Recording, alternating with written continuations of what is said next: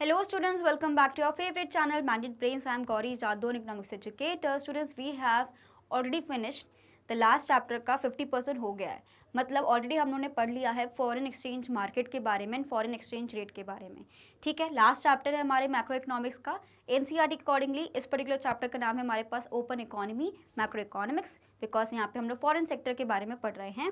आपके different refreshers वगैरह में ऑलरेडी फॉरेन सेक्टर कवर हो चुका होगा in terms of foreign exchange market. And last chapter है आपका बैलेंस ऑफ पेमेंट, है ना. लेकिन एनसीईआरटी में दोनों ऐसे गिवन थे, इसलिए हमने इसको ऐसे पढ़ा है. फॉरेन एक्सचेंज मार्केट जो पूरा उसको पूरा अच्छे से हम कंप्लीट कर चुके हैं, उसके डिफरेंट टाइप्स देख चुके हैं, है ना. फ्लेक्सिबल क्या होता है, फ्लोटिंग क्या होता है, मैनेज क्या रहता है ना. साथ ही में फिक्स क्या रहता है. फ्लोटिंग और हमारा फ्लेक्सिबल तो एक ही चीज़ है. अगर ये क्लासेस अगर आपने मिस कर दिए तो उसको जाके ज़रूर देख लेना, बिकॉज ये दोनों कनेक्टेड है. अभी हमने जो पढ़ा है इसी को हम लोग कंटिन्यूशन में पढ़ने वाले हैं जब लोग बैलेंस ऑफ पेमेंट को पढ़ेंगे. करेंसी अप्रिसिएशन क्या होता है, डिप्रिसिएशन क्या होता है, रीवैल्यूएशन एंड डीवैल्यूएशन में क्या डिफरेंस है. ये जो छोटी छोटी चीज़ें हैं, जिस क्वेश्चन जो आते हैं ना बोर्ड एग्जामिनेशन में, इस पर्टिकुलर पूरे चैप्टर से काफ़ी घुमा के आते हैं. बजट हो गया, ये हो गया, ये पूरे ऐसे कॉन्सेप्ट्स हैं जो पूरे प्योर अंडरस्टैंडिंग पर, रट्टाफिकेशन पे कुछ नहीं चलेगा. तो इसलिए अच्छे से पढ़ना है. आज से students we are going to start with the balance of payment. ये आपका लास्ट चैप्टर है अकॉर्डिंग टू योर रिफ्रेशर्स. बाकी मैक्रो इकोनॉमिक्स का भी लास्ट चैप्टर है. विद दिस हमारा मैक्रो इकोनॉमिक्स फिनिश हो जाएगा. I will try to finish the whole balance of payment chapter within 2 और 3 वीडियोज, ताकि आपका जल्दी से कवर हो जाए, प्लस एक कंटिन्यूटी भी मेंटेन रहेगी. Clear students, as you all know कि मैग्नेट बेस एक ऐसा चैनल है जो आपको प्रोवाइड करता है high quality education, that to free of cost. We talk about CBSE, we cover classes from kindergarten to class 12 students. And वहीं पे हमारा हिंदी मीडियम चैनल भी है जहाँ पे हम कवर करते हैं आप सभी के लिए क्लासेस 6 से लेकर क्लास 12 तक. वहाँ पर जो डिफरेंट स्टेट बोर्ड्स आपको देखने को मिल जाएंगे वो है आपके पास MP board, UP board, Delhi board, Bihar board and Rajasthan board की क्लासेस मिलेंगी. And we also provide e notes and e books. उसकी जो लिंक है आपको डिस्क्रिप्शन बॉक्स में मिल जाएगी, तो कभी भी जाके आप देख सकते हैं. इसी बात पे बस जल्दी से आपको करना है like, share and subscribe to the channel, because we are very close to completion of our syllabus. Right, last chapter है, जल्दी से हो जाएगा. ये वाला जो पूरा पोर्शन है बैलेंस ऑफ पेमेंट बहुत इंपॉर्टेंट है, तो इग्नोर मत करना प्लीज. ठीक है, अब बैलेंस ऑफ पेमेंट में अभी मैं आपको समझाऊंगी. इसके जो 2 मेजर चीज़ें हमें पढ़नी है वो है हमें करंट अकाउंट और कैपिटल अकाउंट के बारे में पढ़ना है. अब करंट क्या है, कैपिटल क्या है, सब बताएंगे, डोंट वरी, चिंता नहीं, बस पहले समझ लो कि क्या क्या पढ़ना है. ठीक है ना. उसके बाद हम लोग उसका डेफिसिट, सरप्लस ये सब पढ़ेंगे. I will try to finish it 1 video, don't worry. Clear, okay. सबसे पहले students, what is the meaning of balance of payments. Payments से पहले अगर हम बात करें, इससे पहले जब हम बजट पढ़ रहे थे हमने 2 चीज़ों को कंपेयर किया था. किसको कर रहे थे, रिसिप्ट्स को कंपेयर कर रहे थे, है ना. रिसिप्ट्स को कंपेयर कर रहे थे हम. किससे कंपेयर कर रहे थे, विद एक्सपेंडिचर.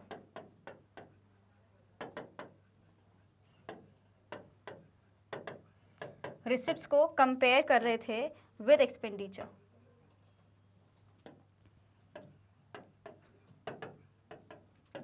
अब आपका भी अकाउंट है ना, अकाउंटेंसी में भी आप पढ़ते हो कि आपके अकाउंट में भी ट्रांजैक्शंस होते हैं ना. कोई पैसा डालता है या क्रेडिट होता है, फिर हम उसको पैसे को निकालते हैं, तो एक ट्रांजैक्शन एक अकाउंट है. तो वैसे ही देश का भी तो एक अकाउंट होगा ना, वो भी तो इतने खर्चे कर रहा है. अभी हम बात कर रहे हैं कि फॉरेन करेंसी क्यों ज़रूरी है इंडिया के लिए, एक्सपोर्ट के लिए, इम्पोर्ट के लिए, इतनी सारी चीज़ें हमने पढ़ी.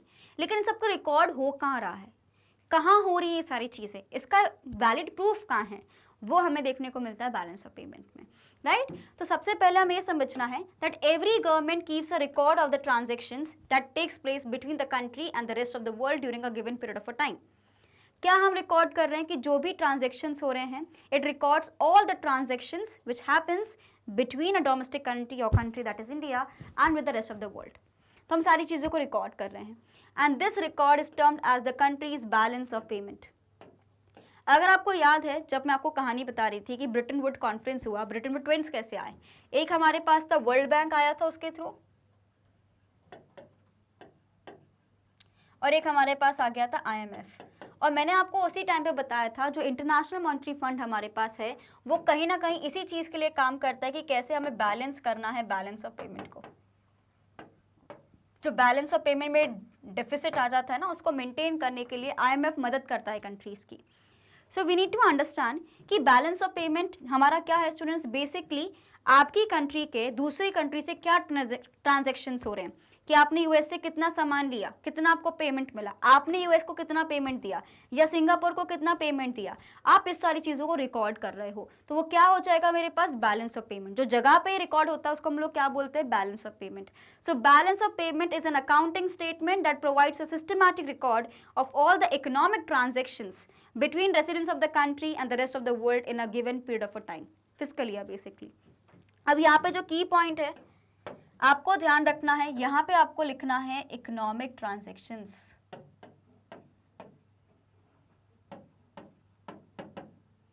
ये की पॉइंट है, ये लिखना ही पड़ेगा, इसके बिना आपकी डेफिनेशन कंप्लीट नहीं होगी। You will have to write down economic transactions. Clear? तो आपको क्या लिखना है, बैलेंस ऑफ पेमेंट एक ऐसा अकाउंटिंग स्टेटमेंट है जो रिकॉर्ड करता है इकोनॉमिक ट्रांजैक्शंस को with the resident of the country और the India with the rest of the world in a given period of a time. That is your balance of payment. Again we are going to repeat, what is balance of payment? It is an accounting statement where we record economic transactions between the rest of the country and the resident of the country. Clear? Sorry, with the rest of the world and the resident of the country. Clear? तो ये क्या होता है मेरे पास, balance of payment. समझ गए इस चीज को? पहले जल्दी से आप इसका स्क्रीनशॉट लीजिए। इस चैप्टर में जब जब मैं आपको बोलूंगी स्क्रीनशॉट लेने का, आपको उसको अच्छे से रखना ही है, बिकॉज ये पूरे नोट्स बहुत इंपॉर्टेंट है। बिकॉज इस चैप्टर की सबसे डिफिकल्ट कोई चीज़ है, दैट इज द टर्मिनोलॉजी, कि चीज़ें समझ नहीं आती है ना, तो इसलिए थोड़ा इंपॉर्टेंट है हमारे लिए कि सारी चीज़ों को अच्छे से लिख के चलें। नेक्स्ट, तो बैलेंस ऑफ पेमेंट को हम क्या बोल सकते हैं, एक समरी है, समरी स्टेटमेंट है जो इकोनॉमिक ट्रांजैक्शंस को रिकॉर्ड करती है रेसिडेंट्स में and the rest of the world के लिए, यूजली फॉर 1 ईयर। ठीक है, ये भी डेफिनेशन है आपके, आप ये भी लिख सकते हो। एक डेफिनेशन तो अच्छे से रट के जानी ही है बैलेंस ऑफ पेमेंट की, कि जैसे ही तुम्हें दिखे कि बैलेंस ऑफ पेमेंट का वर्ड आ गया है, सबसे पहले तुम्हें 3 लाइन लिखनी है। समझ गए? जल्दी से स्क्रीनशॉट लीजिए।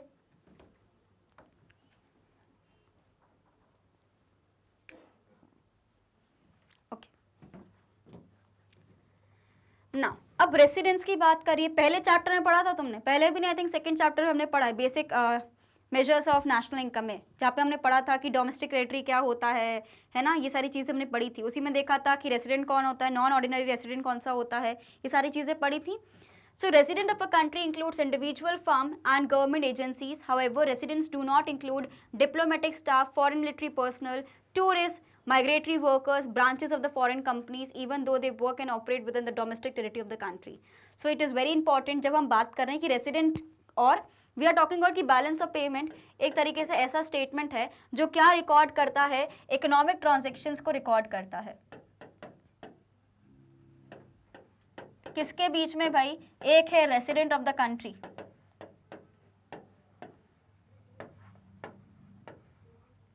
और किसके साथ, रेस्ट ऑफ द वर्ल्ड।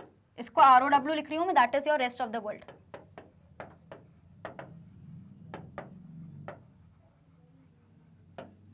ये चीज़ क्या है मेरे पास, बैलेंस ऑफ पेमेंट है। जब मैं रेसिडेंट की बात करी तो सबसे पहले कौन आ रहा है, जो भाई इंडिया में रिसाइड कर रहा है, इंडिया में काम कर रहा है, इंडिया में कमा रहा है, ऑल द इकोनॉमिक एक्टिविटीज़ जो उससे रिगार्डिंग हो रही है वो इंडिया में ही हो रही है, with in the domestic territory हो रही है, तो वो सब आएंगे। लेकिन जो मिलिट्री स्टाफ दूसरी कंट्री का है, बाहर की कोई कंपनी है, बाहर के कोई लोग हैं, कोई टूरिस्ट हैं, वो सब बिल्कुल भी हमारे इसमें इंक्लूड नहीं होंगे। तो इसका जल्दी से स्क्रीनशॉट ले लीजिए कि who all people will be included in the resident of the country. Done?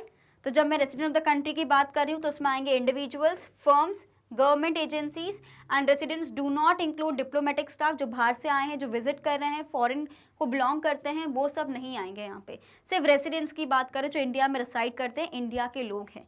Clear? Okay, fine. अब मेरे पास जो एक चीज़ आती है वो है मेरे पास सबसे बड़ा सरदर्द। मैं आपको इतनी देर से बता रही हूँ इकोनॉमिक ट्रांजैक्शंस होते हैं, इकोनॉमिक ट्रांजैक्शंस होते हैं, लेकिन इकोनॉमिक ट्रांजैक्शंस में क्या क्या चीज़ें आ रही हैं। ट्रांजैक्शन तो हमने इतना पढ़ा है मैम कि मॉनेटरी टर्म्स में जो होता है कि जो पैसा हमारे पास आया, जो पैसा हमारे पास गया, सही है, लेकिन इकोनॉमिक्स में थोड़ी सी डेफिनेशन एक्सपैंड हो जाती है। ठीक है, तो सबसे पहले हमें यही देखना है कि इकोनॉमिक ट्रांजैक्शंस जो मैं बोल रही हूँ इसमें क्या क्या आ रहा है। ठीक है, so economic transactions refer to those transactions which involve transfer of title, ownership of goods, services, money and assets। तो क्या क्या चीजें आ गई, सबसे पहले ओनरशिप, या मैं इसको टाइटल भी बोल सकती हूँ, गुड्स एंड सर्विसेज भी बोल सकती हूँ, मनी भी बोल सकती हूँ। तो जब मैं बैलेंस ऑफ पेमेंट की यहाँ पे बात कर रही हूँ, यहाँ पे सिर्फ पैसा नहीं, पैसे के अलावा गुड्स एंड सर्विसेज भी आ रहा है, कोई कमोडिटी का ओनरशिप भी चेंज हो रहा है, तो वो भी इकोनॉमिक ट्रांजेक्शन्स में आ रहा है। सो इकोनॉमिक ट्रांजेक्शन में कौन कौन सी चीजें आ गई स्टूडेंट्स हमारे पास, which involve the transfer of title of ownership of goods and services, money and assets. ये सारी चीजें हमारे इकोनॉमिक ट्रांजैक्शंस में आ जाती है। अब इन सारी चीजों को एक कैटेगरी में हमें डालना पड़ता है, ऐसे तो नहीं लिखेंगे, एक प्रॉपर हमारे पास वे है। सबसे पहले जो मेरे पास आता है that is very very important, your visible items. आप लोग अकाउंटेंसी में पढ़ते हो ना, टैंजिबल एंड इंटैंजिबल, सिमिलरली इसमें भी हमारे पास विजिबल आइटम्स हैं।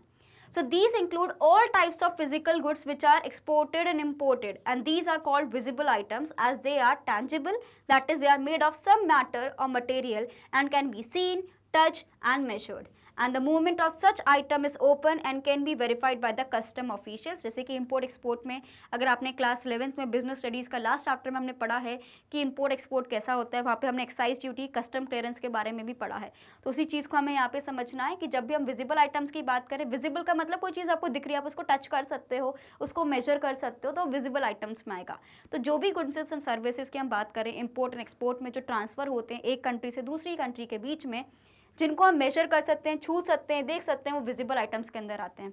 तो इसमें मैंने अभी बात करी थी ना टाइटल ओनरशिप की और गुड्स एंड सर्विसेज असेट्स के बारे में। तो टैंजिबल असेट्स की जब हम बात करते हैं, गुड्स एंड सर्विसेज की बात करेंगे, गुड्स की बात करेंगे बेसिकली, तो विजिबल आइटम्स में आएगा, बिकॉज सर्विसेज तो विजिबल नहीं है, right. So that is why visible items जो हमारे पास रहते हैं विजिबल वाले में, वो टैंजिबल इन नेचर होते हैं, प्लस उनको हम देख सकते हैं, छू सकते हैं, मेजर कर सकते हैं, जैसे कि इंपोर्ट एक्सपोर्ट में होता है। तो जब फिजिकल गुड्स की जब हम बात करते हैं तो किस में आता है मेरे पास, विजिबल आइटम्स में। Clear, take a screenshot.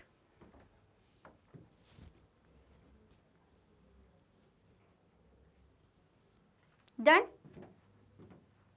Okay. Next जो मेरे पास आता है, एक तो भैया हमने देख ली चीजें, अब जो अनदेखी चीजें यानी सर्विसेज हैं, बिकॉज मैंने यहाँ पे क्या बोला, गुड्स एंड सर्विसेज दोनों हैं। तो गुड्स का तो हमने बात कर ली कि गुड्स आ गए अपने पास विजिबल वाली कैटेगरी में, ये सर्विसेज कहाँ जाएंगी, इनविजिबल वाली कैटेगरी में।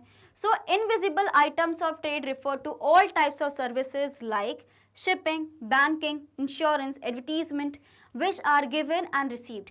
These are called invisible items as they cannot be seen, felt, touched or measured. है ना, बैंकिंग सर्विसेज होती है, इंश्योरेंस ट्रांसफर होती है, इंटरनेशनल, अगर इंटरनेशनल मार्केट में आप जा रहे हो, आप गुड्स एंड सर्विसेज को ट्रांसफर कर रहे हो तो उसकी भी इंश्योरेंस होती है। तो ये सारी चीज़ें कहाँ पे आती हैं, इनविजिबल में। तो इतना समझ आ गया, विजिबल में हमारे पास टैंजिबल चीज़ें आ रही हैं, गुड्स आ रहे हैं, वहीं पे इनविजिबल में मेरे पास इनटैंजिबल एंड सर्विसेज आ रही हैं। नेक्स्ट हमारे पास है यूनिलैटरल ट्रांसफर। देखो यूनिलैटरल का मतलब है, पहले तो यूनी आ रहा है, यूनी का मतलब क्या होता है, वन, मतलब वन वे ट्रांसफर्स हो रहे हैं। वन वे ट्रांसफर्स का मतलब जैसे कि गवर्नमेंट कई बार किसी को गिफ्ट देती है, डोनेशंस देती है, ग्रांट्स देती है, ये सारी चीज़ें क्या है, वन वे है। इसके वन वे का मतलब क्या है कि आप इसमें कुछ रिटर्न का एक्सपेक्टेशन नहीं कर रहे हो कि आपको कुछ वापस मिलेगा, ये एक नॉर्मल क्राइटेरिया है, ये वन वे है, right. So you need to understand unilateral transfers include gifts, personal remittance and other one way transactions, है ना। जैसे कि अगर मैं अपने मम्मी पापा को कोई सैलरी वगैरह अपनी भेज रही हूँ दूसरे देश से दूसरे देश में, तो वो एक पर्सनल रेमिटेंस में भेज रही हूँ। Since these transaction do not involve any claim for repayment, यहाँ पे कोई भी वापस, मम्मी पापा को ये थोड़ी ना कि वापस भेज दो पैसे, उसके लिए तो नहीं भेजे मैंने, तो ये कोई भी रीपेमेंट का सिनेरियो ही नहीं है। यूनिलैटरल का मतलब ही होता है वन वे ट्रांसफर्स, कि आपने बस भेज दिया है पैसा, या जो भी आपको भेजना था सामान आपने भेज दिया है, आपको रिटर्न में कुछ नहीं मिलना है। क्लियर। तो these are also known as unrequited transfers. Unrequited का मतलब they are not going to come back, इसके बदले में आपको कुछ रीपेमेंट नहीं मिलने वाला, this is a one way transfer. तो वो कहाँ पे आ जाएगा मेरे पास, यूनिलैटरल ट्रांसफर्स में आ जाएगा। Clear, done. नेक्स्ट जो मेरे पास आता है वो है मेरे पास capital transfer, very very important. So capital transfers relate to capital receipts through borrowing or the sale of asset and capital payments through capital repayments and purchase of assets। जब मैं परचेज कर रही हूँ asset का, यानी यहाँ पे क्या हो रहा है, ओनरशिप और टाइटल बदल रहा है। अगर आपको पता है बजट के कंपोनेंट को एक बार हम देख लेते हैं, जब हमने बजट का कंपोनेंट के बारे में स्टडी करा था, एक हमारे पास पूरा रेवेन्यू का चल रहा था, एक मेरे पास चल रहा था कैपिटल का। कैपिटल में भी मेरे पास एक आता था कैपिटल रिसिप्ट्स और एक मेरे पास आ जाता कैपिटल एक्सपेंडिचर।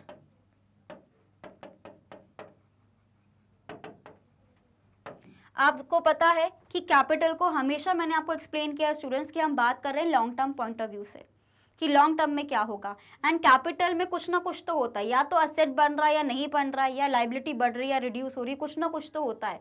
रेवेन्यू में अपना कुछ नहीं होता बिकॉज वो डे टू डे वाली बात है, लेकिन कैपिटल में कुछ होता था। जैसे कि कैपिटल एक्सपेंडिचर में क्या होता था, अगर मैं खर्चा कर रही हूँ या तो आपके असेट्स बन जाते थे या आपकी लाइबिलिटी को, या तो आपकी रिडक्शन इन लाइबिलिटी हो जाता था। Either it leads to the increase in the assets or in the reduction of the liabilities. वहीं पे क्या होता था कैपिटल रिसिट्स में, either it leads to reduction in liabilities या आपके assets क्रिएट नहीं होते थे। ये दो चीज़ें हमारे पास होती थी, ये जो हमारी सिचुएशन होती थी, दो कंडीशंस होती थी। तो जब हम बात करते हैं यहाँ पे कैपिटल ट्रांसफर्स की, तो हम इसी में इसकी बात कर रहे हैं, कैपिटल रिसिट्स की एंड कैपिटल एक्सपेंडिचर्स की। कैपिटल रिसिट्स में क्या आता है, जैसे कि अगर मैंने किसी कंट्री से बोरो किया है, तो अगर मैंने बोरो किया है तो सिंपल सी बात है, मेरी लाइबिलिटीज या तो बढ़ जाएंगी या तो मेरे असेट्स रिड्यूस हो जाएंगे, है ना। वहीं पे कैपिटल एक्सपेंडिचर में क्या होता था, रीपेमेंट ऑफ लोन आ जाता था।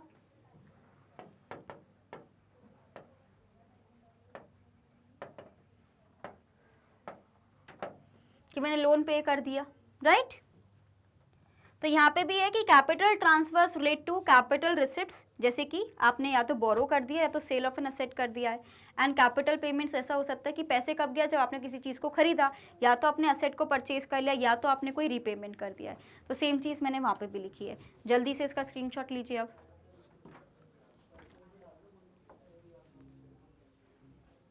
Okay, clear. तो जब मैं बात कर रही हूँ स्टूडेंट्स हमारे इकोनॉमिक ट्रांजैक्शंस की, देखो मैं एक एक को इसलिए समझा रही हूँ, चैप्टर है इंपॉर्टेंट।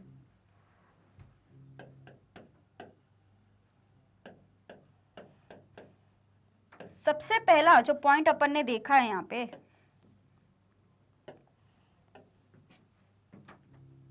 ऐसे फ्लो चार्ट सा बनाते चले जाओ ताकि कोई दिक्कत ना हो अपन को, ठीक है।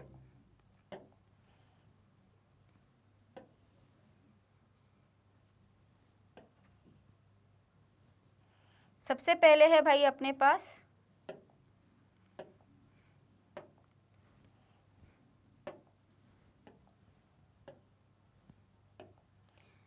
First point, we are going to write about the visible items.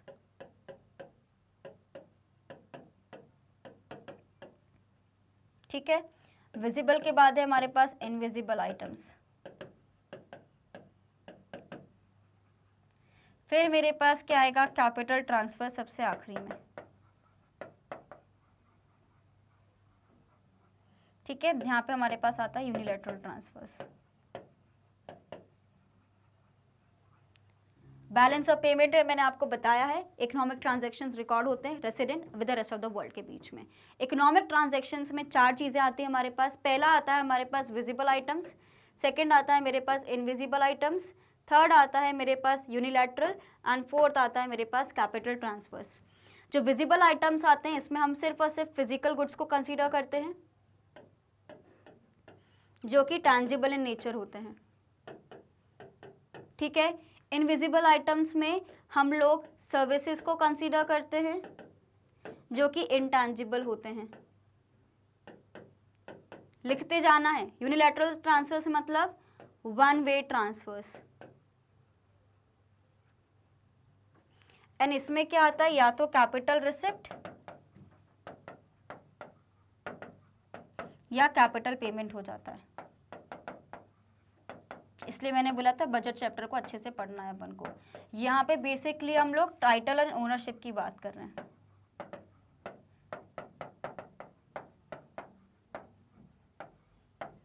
Clear. तो ये सारी चीजें कहाँ पे आती है मेरे पास, इकोनॉमिक ट्रांजैक्शंस में आ जाती हैं। Take a screenshot.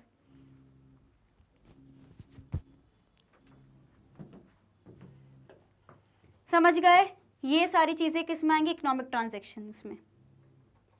अब स्टूडेंट सबसे पहले हमें सीखना है यहाँ पे structure of balance of payment. Again a very important concept.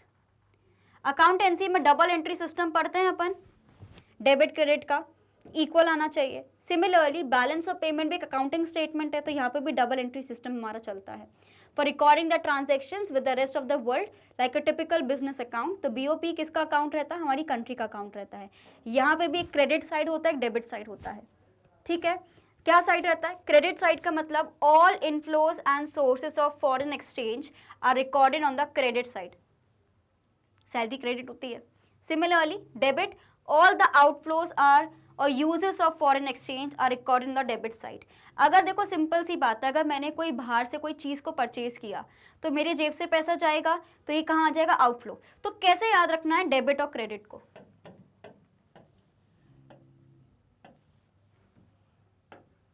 यहाँ पे एवरीथिंग जो इन है एंड डेबिट क्या है? आउट। डेबिट का मतलब क्या है? आउट। मतलब जो भी जेब से मेरा पैसा गया, अगर मैं कोई फॉरेन की कोई चीज परचेज करूंगी तो आउटफ्लो ऑफ कैश है ना, बिकॉज मेरे को तो पैसा पे करना पड़ेगा। क्रेडिट साइड क्या हो जाएगा? जो भी यहाँ पे आएगा, जो भी पैसा का इनफ्लो होगा, ठीक है, वो कहाँ रिकॉर्ड होगा? That is your credit side. And जो भी आउटफ्लो होगा वो कहाँ रिकॉर्ड होगा? डेबिट साइड में। सो दो साइड्स हैं, याद रखना। बैलेंस ऑफ पेमेंट भी एक स्टेटमेंट, एक अकाउंट है। किसका अकाउंट है भाई? एक तरीके से हमारी कंट्री का अकाउंट आप समझ लो, जहाँ पे हम डेबिट और क्रेडिट को रिकॉर्ड कर रहे हैं कि फॉरेन से कितना पैसा आया है तो वो क्रेडिट में जाएगा, हमारे जेब से फॉरेन में कितना पैसा गया है तो वो मेरा आउट हो जाएगा, डेबिट में जाएगा। सो डेबिट और क्रेडिट साइड आपको पता होना चाहिए, कंफ्यूजन नहीं होना चाहिए। अकाउंटेंसी पढ़ते अपन कॉमर्स वाले बच्चे हैं, है ना, ह्यूमैनिटीज वाले बच्चों को थोड़ा कंफ्यूजन हो सकता है, लेकिन होपफुली आपको भी समझ आ गया होगा।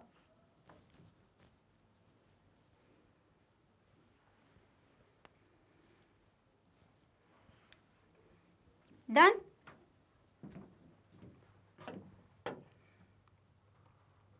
Now, in the accounting sense, BOP is always balanced like trial balance as it is prepared as per the double entry system. However, economic sense, BOP need not to be always equal.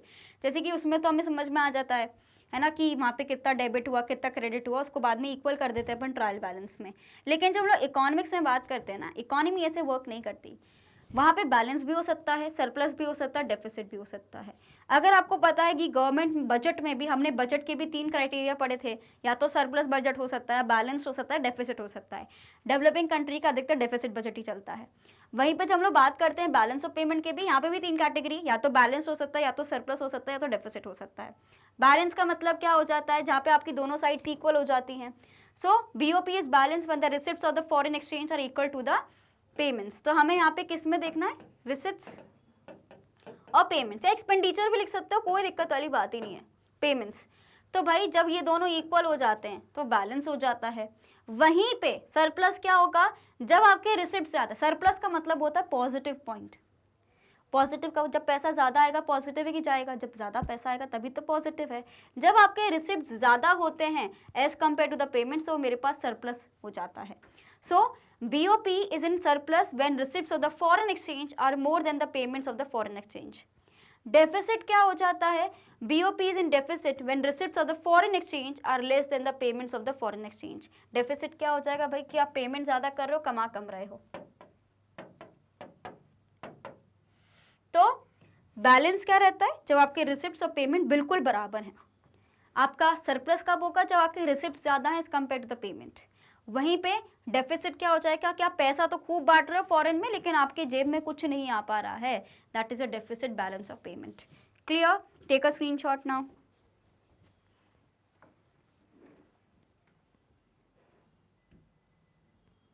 Done? Okay, now students we have one more thing. एक हमारे पास जो concept होता है, एक concept होता है हमारे पास balance of trade का भी। देखो बैलेंस ऑफ पेमेंट अलग है, बैलेंस ऑफ ट्रेड टोटली अलग है। ट्रेडिंग का मतलब क्या होता है? मैं स्टॉक मार्केट की ट्रेड की बात नहीं कर रही, मैं इंटरनेशनल ट्रेड की बात कर रही हूँ। वहाँ पे क्या होता है? हम लोग गुड्स एंड सर्विसेज को एक्सचेंज करते हैं, right? So balance of trade refers to the difference between the export and the imports of visible items. यानी सिर्फ और सिर्फ गुड्स की बात होगी, सर्विसेज की बात नहीं हो रही है। We are only talking about the visible items. अभी इकोनॉमिक ट्रांजैक्शंस के बारे में बताया था। जब मैं सिर्फ विजिबल आइटम्स के बारे में बात कर रही हूँ, इनविजिबल आइटम्स के बारे में बात नहीं कर रही हूँ, तो वो क्या हो जाएगा? मेरा balance of trade. So balance of trade क्या होता है? एक तरीके से दोनों के बीच में डिफरेंस है कि कितने हमारे एक्सपोर्ट हुए हैं, कितने हमारे इम्पोर्ट हुए हैं। सिर्फ फिजिकल गुड्स की बात हो रही है, कोई भी हम लोग सर्विसेज की बात नहीं कर रहे। सो बैलेंस ऑफ ट्रेड क्या हो जाएगा? It is a difference between the export of the goods and the imports of the goods. Export minus import, ठीक है? तो ये याद रखना है कि बैलेंस ऑफ ट्रेड में सिर्फ और सिर्फ विजिबल आइटम्स ही आएंगे, only visible items will be there students. And यहाँ पे सिर्फ एक्सपोर्ट इम्पोर्ट को हम कंपेयर करते हैं। So exports are entered as credit positive items in the BOP, क्योंकि एक्सपोर्ट से क्या होगा कि पैसा आएगा। अगर मैं इंडिया से कोई सामान बना के बेचूंगी तो इंडिया में पैसा आएगा ना, तो समथिंग इज कमिंग, पेमेंट हमारे इंडिया में आ रहा है तो वो क्रेडिट साइड में आएगा। अभी मैंने आपको समझाया था कि क्रेडिट का मतलब होता है inflow of cash, inflow of payments. तो अगर मैं कोई सामान इंडिया में बना के उसको बाहर बेचूंगी, एक्सपोर्ट करूंगी, तभी तो हम सब बोलते रहते हैं कि भाई एक्सपोर्ट्स को बढ़ाओ ताकि आपका फॉरेन करेंसी बढ़े। तो अगर मैं अपने एक्सपोर्ट्स को बढ़ाऊंगी तो पैसा इंडिया में आएगा, तो क्या हो जाएगा, क्रेडिट हो जाएगा, पॉजिटिव साइड में जाएगा इन द बीओपी। ठीक है, वाइल इम्पोर्ट्स, अगर मैं ज़्यादा सामान बाहर से मंगाऊंगी तो मेरी जेब से पैसा जाएगा, नेगेटिव चीज़ है, डेबिट हो जाएगा। Clear? So we need to understand कि अगर हम लोग एक्सपोर्ट्स ज़्यादा करते हैं तो हमेशा अच्छी चीज़ होती है, वो हमेशा क्रेडिट होता है, ये पॉजिटिव है। वहीं पे अगर मैं इंपोर्ट्स को ज़्यादा कर दूंगी तो ये मेरे लिए डेबिट हो जाएगा, नेगेटिव हो जाएगा। That is why every country इसी चीज़ पे वर्क कर रही है कि how they can increase their exports and minimize their imports. Clear? So that is why balance of trade is just a part of BOP account, इसी के अंदर आता है, बैलेंस ऑफ पेमेंट में आता है, बिकॉज इकोनॉमिक ट्रांजेक्शन्स का part है। मतलब हम ये बात करते हैं ना, जैसे कि financial management is a part of management only, लेकिन डिफरेंट डिपार्टमेंट्स बांटती हैं। वैसे ही बैलेंस ऑफ ट्रेड भी डिपार्टमेंट आप समझ लो किसका, बैलेंस ऑफ पेमेंट्स का है, लेकिन इसका बहुत सिग्निफिकेंट रोल रहता है बिकॉज मेजरली एक्सपोर्ट इंपोर्ट को डील कर रहा है। ठीक है, so that is why we can say that balance of payment account plays a crucial role in deciding the overall situation of BOP of a country, जो BOT रहता है, and BOT is also known as balance of visible trade or trade balance, because यहाँ पे सिर्फ और सिर्फ हम visible items को कंसीडर करते हैं, इसलिए बैलेंस ऑफ ट्रेड को बहुत क्रूशियल मानते हैं, और उसका अदर नाम कौन सा है, that is visible trade, balance of visible trade, या हम इसको ट्रेड बैलेंस ही बोलते हैं। क्लियर? समझ गए इस चीज को? Take a screenshot of it.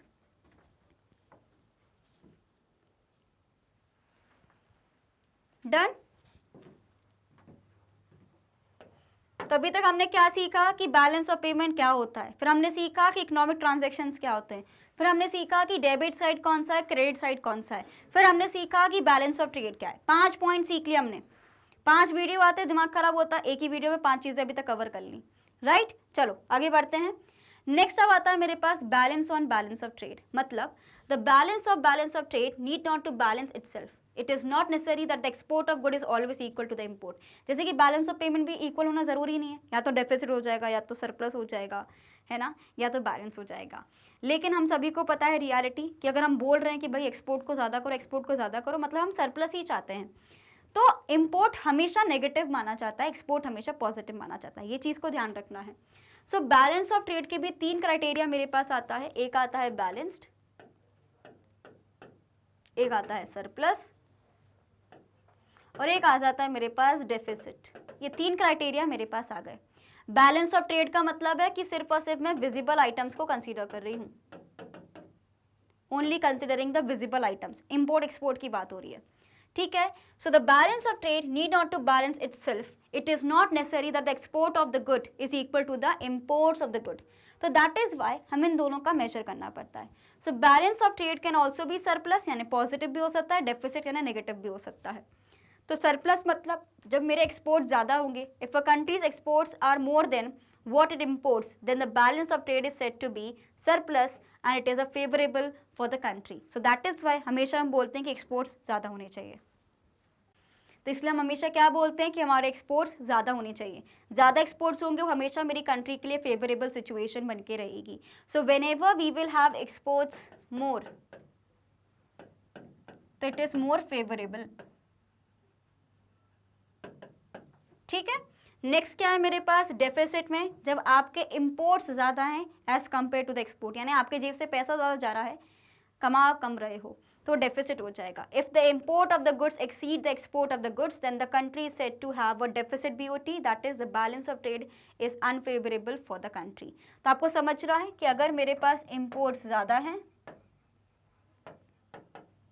तो वो अनफेवरेबल हो जाएगा। क्या हो जाएगा, अनफेवरेबल हो जाएगा। Clear? Take a screenshot now.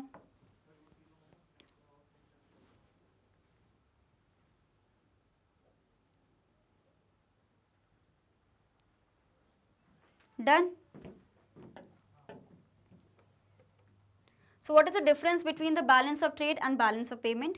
A balance of trade and balance of payment are two related terms which are often used in international economic scenario.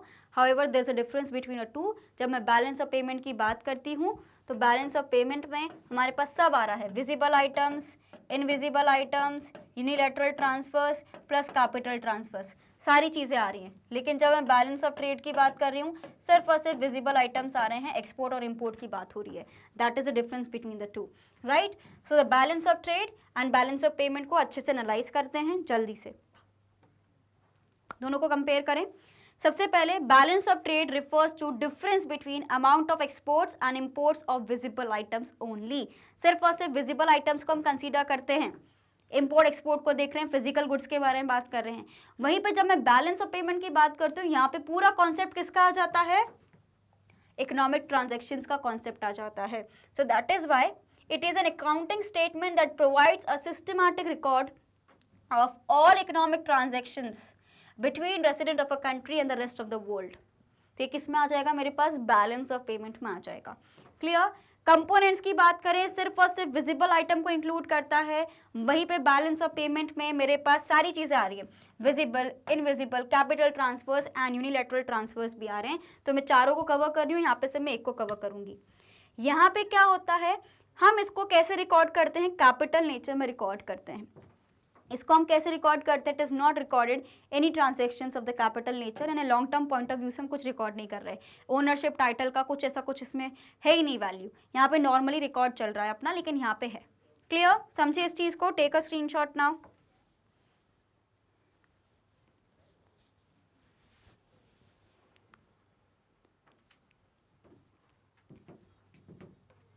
Okay, आगे बढ़े स्टूडेंट्स. नेक्स्ट क्या है, इसका जो स्कोप है, बैलेंस ऑफ जो trade है ना, बैलेंस ऑफ ट्रेड, ये समझ लो ये मेरा बैलेंस ऑफ पेमेंट है. इसमें छोटा सा पोर्शन अपना बैलेंस ऑफ ट्रेड का आ गया. सो बैलेंस ऑफ ट्रेड एक तरीके से पार्ट है बैलेंस ऑफ पेमेंट का. तो ऑफकोर्स उसका जो स्कोप है वो नैरो रहेगा. वहीं पे it is a wider scope and it includes balance of trade, balance of payment के अंदर. याद रखना है कि बैलेंस ऑफ ट्रेड में भी फेवरेबल अनफेवरेबल होता है, ठीक है. एंड वहीं पे जो बैलेंस ऑफ पेमेंट है, unfavourable BOP can not be met out of favourable balance of trade. Clear. Screenshot जल्दी से. देखो बैलेंस ऑफ ट्रेड क्योंकि पार्ट है बैलेंस ऑफ पेमेंट का, तो अगर इसमें अगर अनफेवरेबल सिचुएशन भी है लेकिन ओवरऑल अगर मेरा बैलेंस ऑफ पेमेंट सही है तो मैं फिर भी हैंडल कर सकती हूँ. लेकिन इस केस में ऐसा नहीं हो सकता बिकॉज बैलेंस ऑफ पेमेंट को पूरा बैलेंस होना जरूरी है. क्लियर. समझ गए, पक्का.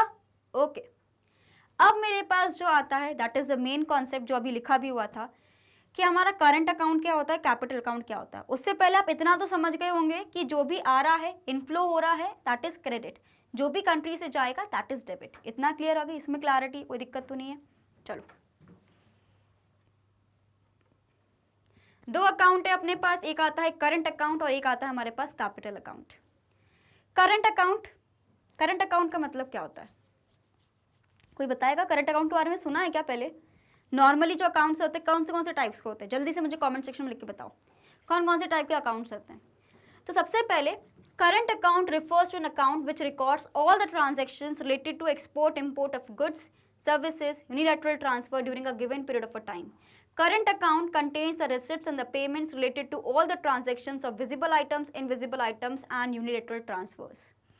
यानी अगर मैं यहाँ पे बात करूँ, मेरे पास विजिबल आइटम्स हैं, इनविजिबल आइटम्स हैं, यूनिलैटरल ट्रांसफर्स हैं. अगर इन तीन से रिगार्डिंग कोई भी एंट्री आती है, अगर मैं इन तीनों को रिकॉर्ड करूंगी तो मैं कहाँ रिकॉर्ड करूंगी? करंट अकाउंट में.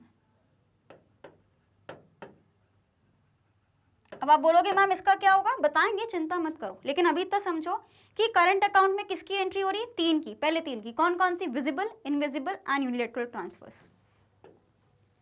सो करंट अकाउंट में कौन सी एंट्री होती है? It is related to export and imports of goods and services and unilateral transfers. यानी गुड्स भी हैं, सर्विसेज भी हैं, प्लस यूनिलैटरल ट्रांसफर्स भी हैं.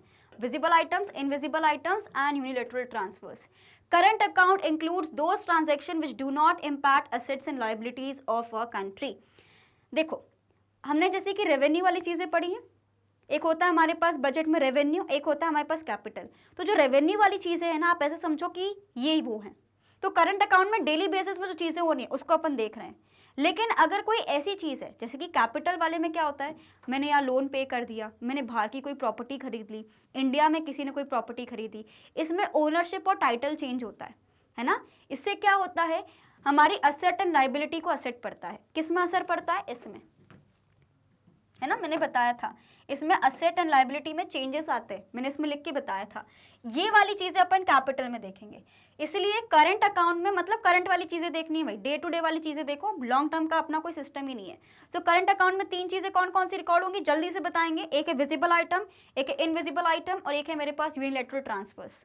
क्लियर। अगर अभी तक आपको ये क्लास अच्छी लग रही है तो जल्दी से आपको लाइक करना है, because I am trying my best कि मैं आपको ये चैप्टर ऐसा क्लियर कर दूं कि ग्रेजुएशन में भी अगर आगे जाके पढ़ोगे ना तो दिमाग में छपा रहेगा कि अपन ने क्या पढ़ा है। इसलिए एक एक चीज को अपन कनेक्ट करके पढ़ रहे हैं, इसलिए एक ही वीडियो में हर एक चीज को लेके आए ताकि भूले ना। क्या होता है ना, बैलेंस ऑफ पेमेंट पहले पढ़ लेते हैं, बैलेंस ऑफ ट्रेड बाद में पढ़ते हैं, फिर अचानक से अपने पास ही आ जाता है करंट अकाउंट, बैलेंस अकाउंट और कैपिटल अकाउंट, तो समझ नहीं आता कि कहाँ से कौन सा एलिमेंट आ गया। लेकिन जब मैं एक फ्लो में चीज़ों को पढ़ा रही हूँ तो मैं चीज़ों को कनेक्ट करते हुए चल रही हूँ। Clear? Take a screenshot of it. Done? तो again, current account,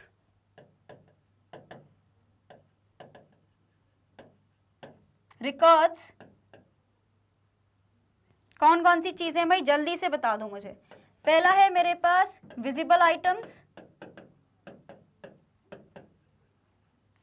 फिर है मेरे पास इनविजिबल आइटम्स,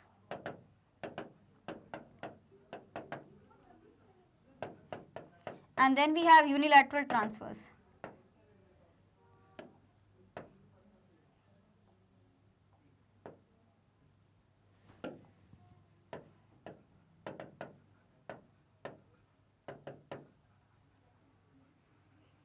ये 3 चीज़ों को अपन करंट अकाउंट में लिखते हैं, इसको भी लिख लो भाई। अगर अपने हिसाब से नोट्स नहीं बनाओगे या एक प्रॉपर नोट को फॉलो नहीं करोगे, 12th बोर्ड में ना एंड में जब बैठोगे बुक लेके रोना आ जाएगा, क्योंकि उसमें हमें सब इंपॉर्टेंट लगता है, समझ में आता कैसे पढ़ना है। इसलिए बुक से पढ़ना ठीक है, लेकिन हम जब खुद से लिखते हैं, नोट्स बनाते हैं, या हमारे पास कोई ऐसे नोट्स है जो अच्छा रिसोर्स है, रिलायबल रिसोर्स है, उससे भी अगर आप पढ़ते हो तो ज़्यादा क्लैरिटी आती है as compare to reading from books. Books हमारा प्राइमरी सोर्स है, उसके थ्रू में पढ़ना ही, लेकिन बाद में जब रिवीजन होता है ना उसके लिए नोट्स ही काम आते हैं। ठीक है, डन, क्लियर। सो कंपोनेंट की अगर हम बात करेंगे, करंट अकाउंट में क्या क्या चीजें हैं। पहला क्या है, द मेन कंपोनेंट्स में पहली चीज है हमारे पास export imports of goods, merchandise transaction of visible trade, यानी basically balance of trade. Balance of trade क्या था, विजिबल आइटम्स को रिकॉर्ड कर रहे थे ना कि कितने एक्सपोर्ट हो रहे हैं, कितने इंपोर्ट हो रहे हैं। यहाँ पे भी तो सेम चीज़ हो रही है। तो पहला जो पॉइंट है, अगर मैं विजिबल आइटम्स को अगर मैं बैलेंस ऑफ ट्रेड भी लिख दूंगी तो मैं कुछ गलत थोड़ी ना कर रही हूँ, सेम ही चीज़ तो लिख रही हूँ, बस लिखने का तरीका बदल गया है, समझे। इसलिए एक फ्लो में देखना ज़रूरी है वीडियो को। सो a major part of the transactions in the foreign trade is in a form of export and import, that is visible items. वहीं पे अगर मैं पेमेंट ऑफ इंपोर्ट्स करूंगी तो वो मेरे लिए नेगेटिव इंपैक्ट रहेगा। मैं ऑलरेडी आपको बता चुकी हूँ, जब भी इंपोर्ट्स बढ़ेंगे ये डेबिट साइड में जाएंगे, बिकॉज आपकी जेब से पैसा जा रहा है। वहीं पे अगर आप एक्सपोर्ट्स को बढ़ाओगे आपकी जेब में पैसा आएगा, आपके लिए अच्छी चीज़ है ना वो, तो पॉजिटिव साइड पे आ जाएगा, तो वो क्रेडिट साइड है। मैंने अभी आपको बताया डेबिट मतलब आउट, क्रेडिट मतलब इन। ठीक है, so balance of these visible export and import is known as balance of trade या ट्रेड बैलेंस। क्या अब मुझे समझ आया कि अभी तक मैंने क्या पढ़ा? Take a screenshot.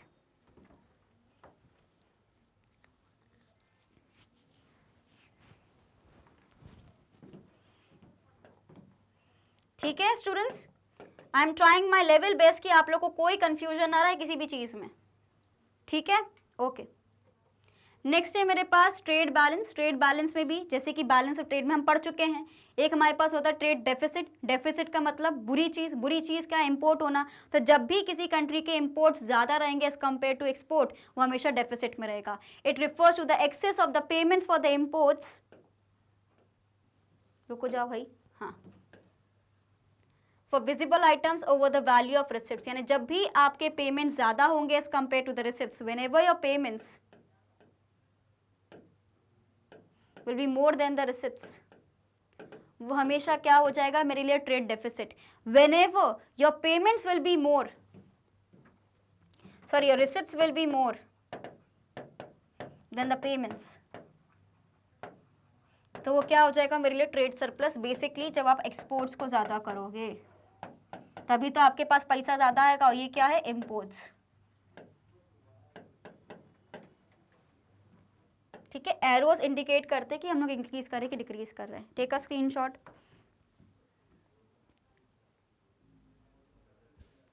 ठीक है, समझ गए इस चीज को?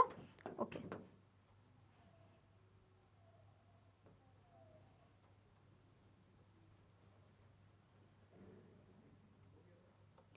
नेक्स्ट है मेरे पास export and import of services. पहला पार्ट क्या आता है करंट अकाउंट में, बैलेंस ऑफ ट्रेड हो गया। बैलेंस ऑफ ट्रेड मेरा डेफिसिट सरप्लस भी हो सकता है, ये चीज मैंने देख ली। सेकंड चीज पे आते हैं, वो है मेरे पास invisible items.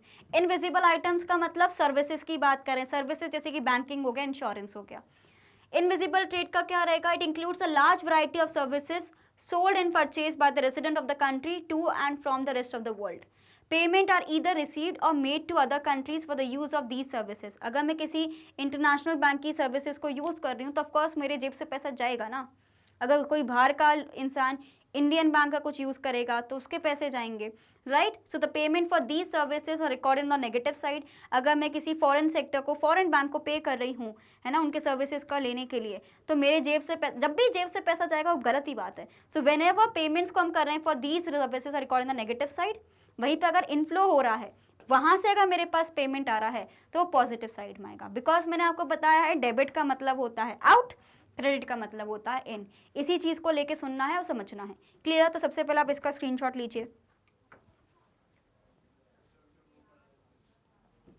Okay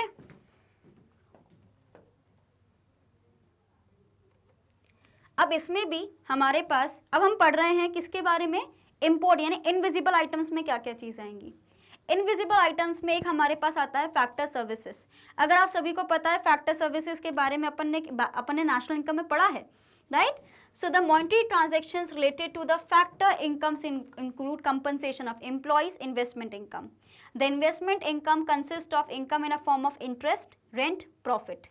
And profit की अगर हम बात करें, factor income receipts from abroad are recorded on the positive side or the balance of payment account, while the payments are recorded on the negative side.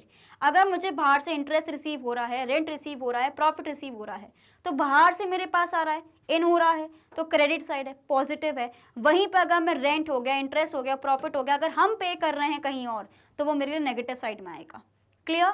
So factor income receipts from abroad and payments to abroad can also be taken as a fourth component of the current account. So factor income from abroad, FIFA बताया था मैंने आपको, factor income from abroad and factor income to abroad, FIFA and FITA. अगर आपने national income मुझसे पढ़ा तो आपको पता है इसका मतलब क्या है। वहीं पे non factor services, it includes all services other than factor services. Some main components are shipping, banking and insurance. अगर आपको ये इंटरेस्ट, रेंट, प्रॉफिट समझ नहीं आ रहा है तो मैं आपको बता देती हूँ कि what are factor services and what are factor payments. हम सभी को पता है कि फैक्टर्स ऑफ प्रोडक्शन कौन प्रोवाइड करता है, हम ही प्रोवाइड करते हैं। फैक्टर्स ऑफ प्रोडक्शन कौन से होते हैं हमारे पास, land, labour, capital and entrepreneurship. Land के बदले में क्या मिलता है हमें, रेंट। लेबर को मिलता है वेजेस, कैपिटल को मिलता है इंटरेस्ट एंड एंटरप्रेन्योरशिप को मिलता है प्रॉफिट। वेजेस डेली की बात हो जाती है तो इसको हटा दो। जो हम लोग कैपिटल करंट अकाउंट में जो रिकॉर्ड करेंगे, जो पेमेंट्स हमारे पास होते हैं, फैक्टर सर्विसेज के जो पेमेंट्स हमें मिलते हैं, वो या तो रेंट होता है, या तो इंटरेस्ट होता है, या तो प्रॉफिट मिलता है, जो किसके अगेंस्ट मिलता है, लैंड, कैपिटल एंड एंटरप्रेन्योरशिप के बदले में।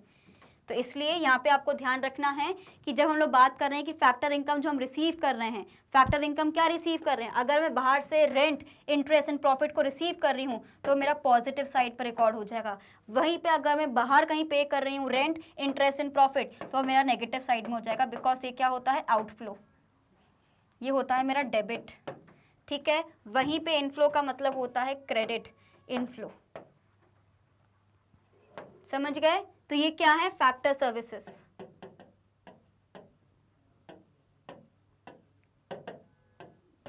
अगर हमें रिसीव हो रहा है तो रिसिप्ट हो जाएगा, अगर हम पे कर रहे हैं तो पेमेंट हो जाएगा।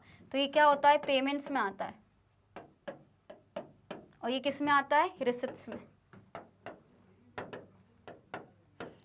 Clear, take a screenshot.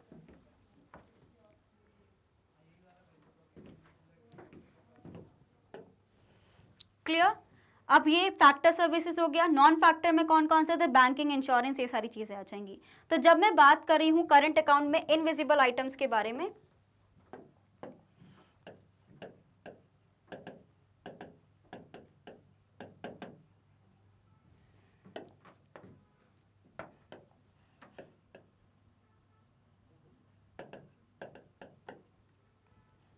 दो हैं, factor services, interest, rent, profit. वहीं पे इनविजिबल आइटम्स का दूसरा हमारे पास हो जाएगा non factor,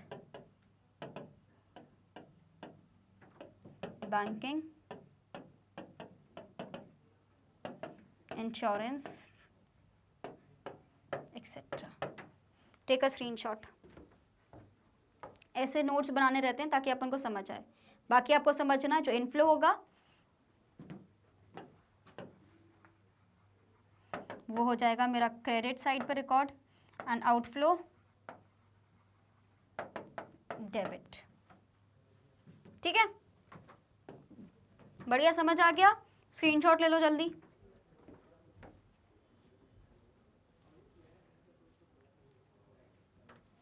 done.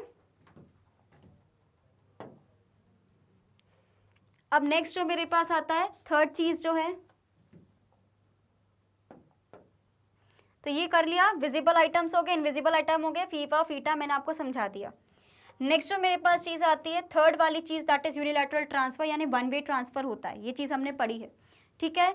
So unilateral transfer to abroad होगा। अगर मैं बाहर पैसा भेज रही हूँ तो वो क्या हो जाएगा, वो अच्छी बात नहीं है। हमारे जेब से पैसा जा रहा है, नेगेटिव साइड यानी डेबिट साइड। अगर बाहर से पैसा आ रहा है, कोई और हमें भेज रहा है भैया यूनिलैटरल ट्रांसफर, कि हमें उसको कुछ रिटर्न नहीं करना, ये तो फायदे का सौदा हो गया, हमारे लिए प्रॉफिट हो जाएगा। So we will record in the credit side, ठीक है।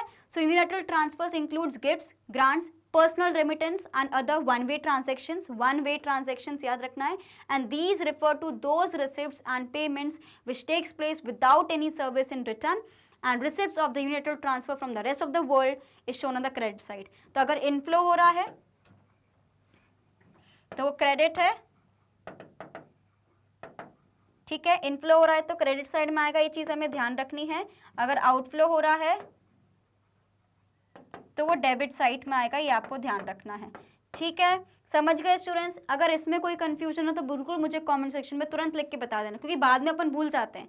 तो अभी डाउट आ रहा है तो आप उसको कमेंट में लिख देना, ठीक है। यूनिलैटरल ट्रांसफर का मतलब क्या होता है, वन वे हम ट्रांसफर कर रहे हैं। वन वे ट्रांसफर का मतलब कि कुछ भी रिटर्न में एक्सपेक्टेशंस नहीं है। अगर मैं किसी को गिफ्ट दे रही हूँ तो इसका मतलब ये नहीं कि मैं एक्सपेक्ट करूँ कि मुझे वापस दो वो गिफ्ट। मैंने गिफ्ट दिया ये सोच के कि this is something which I am giving it to you, you don't have to give anything in return, that is a gift, grant, ठीक है। या मैं अगर किसी को अपना एक पार्ट ऑफ सैलरी अपने घर पे शेयर कर रही हूँ तो मैं इसको वापस लेने के लिए नहीं कर रही, मैं इसलिए कर रही हूँ ताकि वो घर के काम आए। तो अगर वो पैसा इंडिया से बाहर जा रहा है तो वो नेगेटिव है, बिकॉज आउटफ्लो हो रहा है। और जब भी आउटफ्लो होता है, डेबिट का मतलब होता है आउट, तो डेबिट साइड में आएगा। इनफ्लो का मतलब होता है कोई भी चीज इनसाइड आ रही है, अंदर आ रही है, हमारे इधर इंडिया में आ रही है, तो क्या होगा, वो क्रेडिट साइड में आ जाएगा। क्लियर, समझ गए इस चीज को। इसी चीज को मैंने यहाँ पे लिखा है। तो करंट अकाउंट में क्या कौन सी चीजें आती हैं, विजिबल आइटम्स आते हैं, इनविजिबल आइटम्स आते हैं, यूनिलैटरल ट्रांसफर्स आते हैं। जब इन तीन चीजों को हम रिकॉर्ड करते हैं, फीफा फीटा भी आप इनविजिबल आइटम्स में कंसीडर कर लीजिए। जब ये तीन चीजें रिकॉर्ड होती हैं तो वो मेरी किस में आती हैं, करंट अकाउंट में आती हैं। क्या समझ आया, क्या क्या पढ़ लिया, बैलेंस ऑफ पेमेंट क्या होता है, बैलेंस ऑफ ट्रेड क्या होता है, इकोनॉमिक ट्रांजेक्शन्स क्या होते हैं, फिर बैलेंस ऑफ ट्रेड का सरप्लस, डेफिसिट क्या होता है, ये चीज़ हम पढ़ ली। प्लस मैंने आपको करंट अकाउंट समझा दिया है। क्या अभी तक कोई कंफ्यूजन है, मुझे बिल्कुल कमेंट सेक्शन में लिख के बता दीजिएगा। क्लियर, आगे बढ़े अपन अब, पक्का, ओके। नाउ नेक्स्ट जो चीज़ हमारे पास आती है, invisibles in BOP account. In the invisible account there are 3 broad categories. कौन कौन सी इनविजिबल में, एक तो विजिबल आइटम्स हो गए, है ना, जैसे कि एक तो अपने पास ये विजिबल आइटम हो ही गया, एक तो अपना विजिबल आइटम हो गया, कौन कौन सा, ये वाला जिसमें बैलेंस ऑफ ट्रेड को रिकॉर्ड कर देते हैं। जो अपन को ये दो चीज़ें दिख रही हैं जिसमें फैक्टर और हमारे नॉन फैक्टर सर्विसेज भी आ रहे हैं, ये तीनों चीज़ें मिला के इनविजिबल बन जाते हैं, बिकॉज सर्विसेज दिखती नहीं है, इसलिए फैक्टर इनकम और फैक्टर सर्विसेज में आ जाएंगी। एंड यहाँ पे हमारे पास यूनिलैटरल ट्रांसफर्स भी, ये तीनों हमारे पास किस में आ जाएंगे, इनविजिबल में। इसका ज़रूर स्क्रीनशॉट ले लीजिए जल्दी से।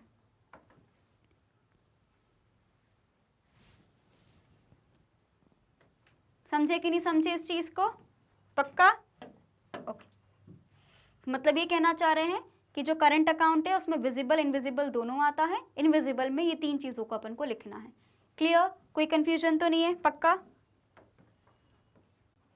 ओके स्टूडेंट्स, तो ये तीन चीज़ें हमारे पास कहाँ आती हैं, इनविजिबल आइटम्स में। इतना हम समझ गए।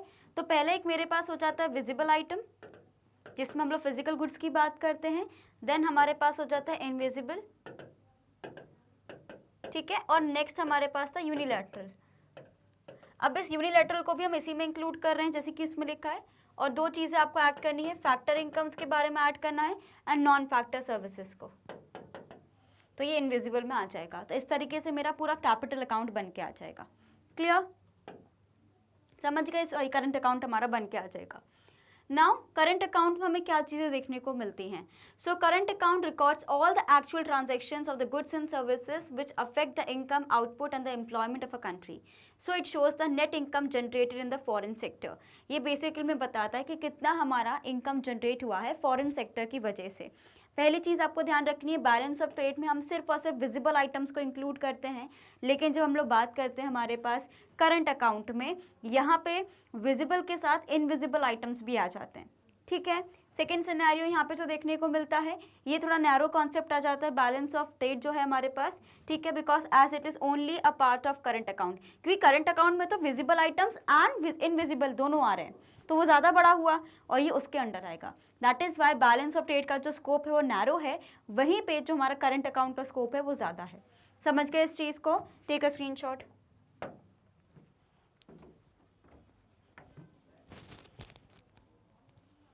डन?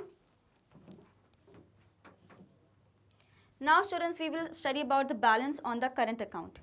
अब जैसे कि आपको पता है हमने तीन तरीके की चीज़ें पढ़ी हैं, या तो बैलेंस रह जाता है, या तो सरप्लस हो जाता है, ठीक है, या तो बैलेंस्ड हो जाएगा, या तो सरप्लस हो जाता है, या तो डेफिसिट हो जाता है।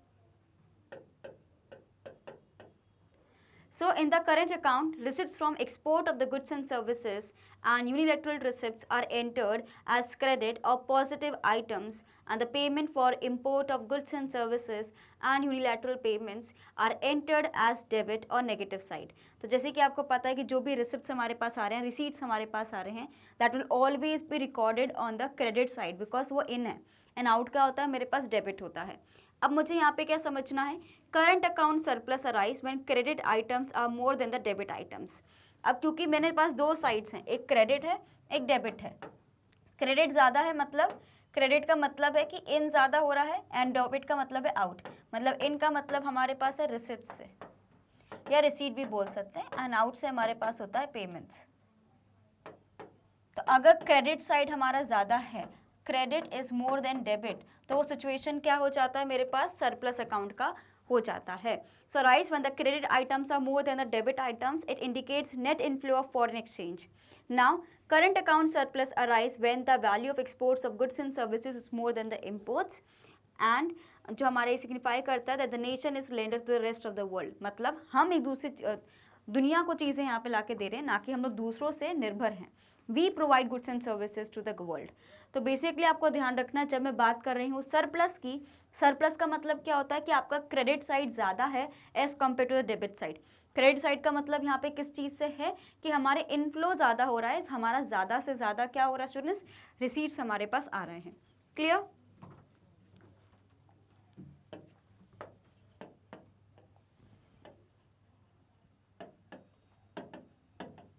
ठीक है, तो जो चीज़ आपको यहाँ पे समझनी है, पहली चीज़ कि जो अगर क्रेडिट साइड आपका ज़्यादा है डेबिट साइड से, मतलब आपका इनफ्लो ज़्यादा है किससे, आउटफ्लो से, या मैं ये बोल सकती हूँ कि आपका एक्सपोर्ट ज़्यादा है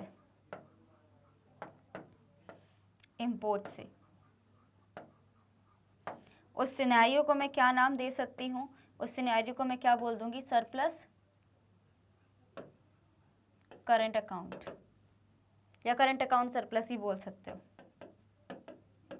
ठीक है, अभी मैं लिखने का टाइम दूंगी, so don't worry.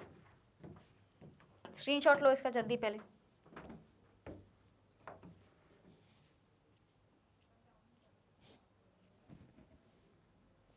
Done.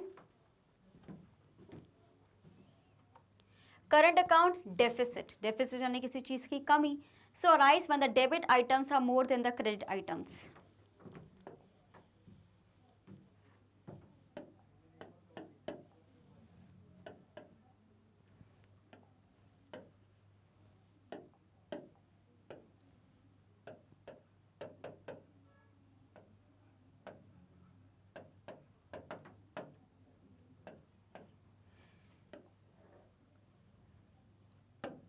When your debit items are more than your credit items, your inflows are more than your, sorry, your outflows are more than your inflows.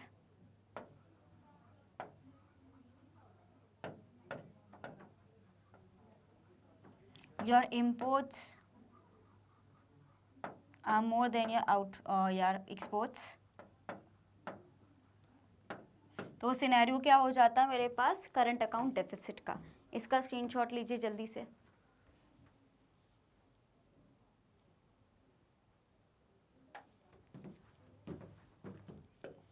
समझ गए इस चीज़ को? तो अगर आपको ध्यान रखना है कि डेबिट साइड ज़्यादा है यानी हमारे यहाँ से पैसा ज़्यादा गया है, क्रेडिट साइड ज़्यादा है मतलब हमारे यहाँ पैसा ज़्यादा आया है। नाउ स्टूडेंट्स, अब जल्दी से देख लेते हैं कंपोनेंट्स ऑफ क्रेडिट अकाउंट। सबसे पहले हमने आपको बताया कि विजिबल आइटम्स आते हैं, देन इनविजिबल आइटम्स आते हैं। इनविजिबल आइटम्स में हमारे पास यूनिलैटरल ट्रांसफर्स भी आते हैं, plus non factor services and हमारा फैक्टर इनकम भी आता है। तो अगर हम बात करेंगे इम्पोर्ट्स ऑफ गुड्स, इम्पोर्ट का मतलब है कि आपके जेब से पैसा जाएगा। So whenever you will import more you will have to pay more. तो हमारा क्या हो गया, आउटफ्लो हो गया। आउटफ्लो का मतलब क्या होता है, डेबिट, तो ये डेबिट साइड में आएगा। ठीक है, वहीं पे net exports of the goods, net export का मतलब है कि अगर आपके एक्सपोर्ट्स ज़्यादा हैं तो वो मेरे पास मेरा नेट क्रेडिट यानी डेबिट वाले साइड में आ सकता है। नेक्स्ट जो मेरे पास है इनविजिबल आइटम्स का भी, अगर मैं ज़्यादा इंपोर्ट ऑफ सर्विसेज कर रही हूँ तो वो कहाँ जाएगा, मतलब मेरा एक तरीके से मुझे पैसा किसी और को देना पड़ेगा, तो ये क्या कर देगा, डेबिट साइड में आएगा। ठीक है, वहीं पे इसका अपोजिट क्या हो जाएगा हमारे पास, क्रेडिट साइड में। यूनिलैटरल ट्रांसफर्स का मतलब क्या रहता है कि हम लोग ट्रांसफर पेमेंट कर रहे हैं, वन टाइम पेमेंट है, कुछ भी रिटर्न तो आना नहीं है, मतलब आउटफ्लो ऑफ कैश है, तो ये मेरा डेबिट साइड में ही जाएगा। क्लियर? तब यहाँ पे अगर मेरे पास कोई सरप्लस इसका बचता है तो मैं उसको अपना क्रेडिट साइड में लिख सकती हूँ। तो करंट अकाउंट के जो रिसिप्ट्स हैं वो क्या हो जाएंगे, इन तीनों को ऐड कर देंगे तो करंट पेमेंट्स आ जाएंगे हमारे पास कि हमने कितना पे किया, एंड अगर हम इन तीनों को कर देंगे तो मेरे पास करंट अकाउंट का बैलेंस आ जाएगा कि कितना बैलेंस मेरे पास पैसा बचा है। Clear? Take a screenshot.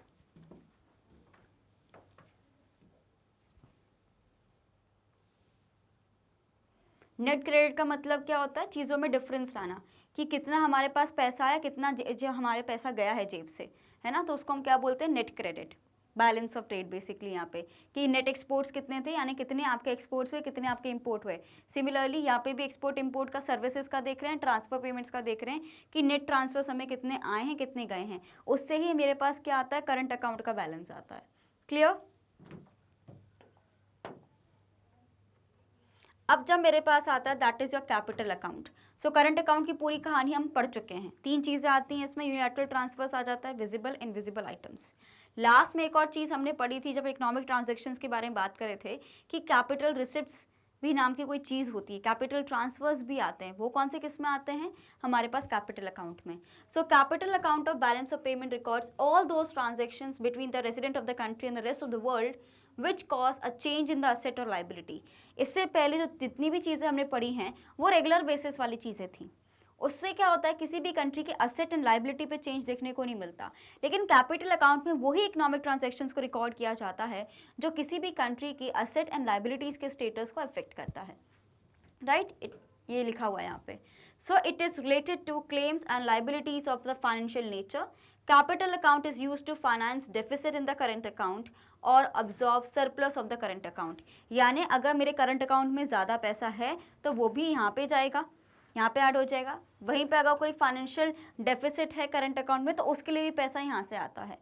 So capital account is concerned with the financial transfers and so it does not have a direct effect on income, output and employment.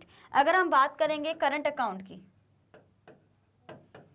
उसका इम्पैक्ट कहाँ पे था? इनकम पे था डायरेक्टली, एम्प्लॉयमेंट पे था और output पे था। लेकिन जब मैं बात करती हूँ मेरे कैपिटल अकाउंट की, कैपिटल अकाउंट का असर किस पे पड़ता है? असेट्स एंड लायबिलिटीज पे। किस पे पड़ता है? असेट्स एंड लायबिलिटीज पे। ये समझ गए हम चीज, इसमें कोई कंफ्यूजन तो नहीं है। तो ये हमारा इनकम एम्प्लॉयमेंट पे कोई ऐसा कोई दिक्कत नहीं आती, लेकिन हाँ डेफिनेटली किसी भी कंट्री के असेट्स एंड लायबिलिटीज को बिल्कुल फर्क पड़ता है because of capital account. Take a screenshot.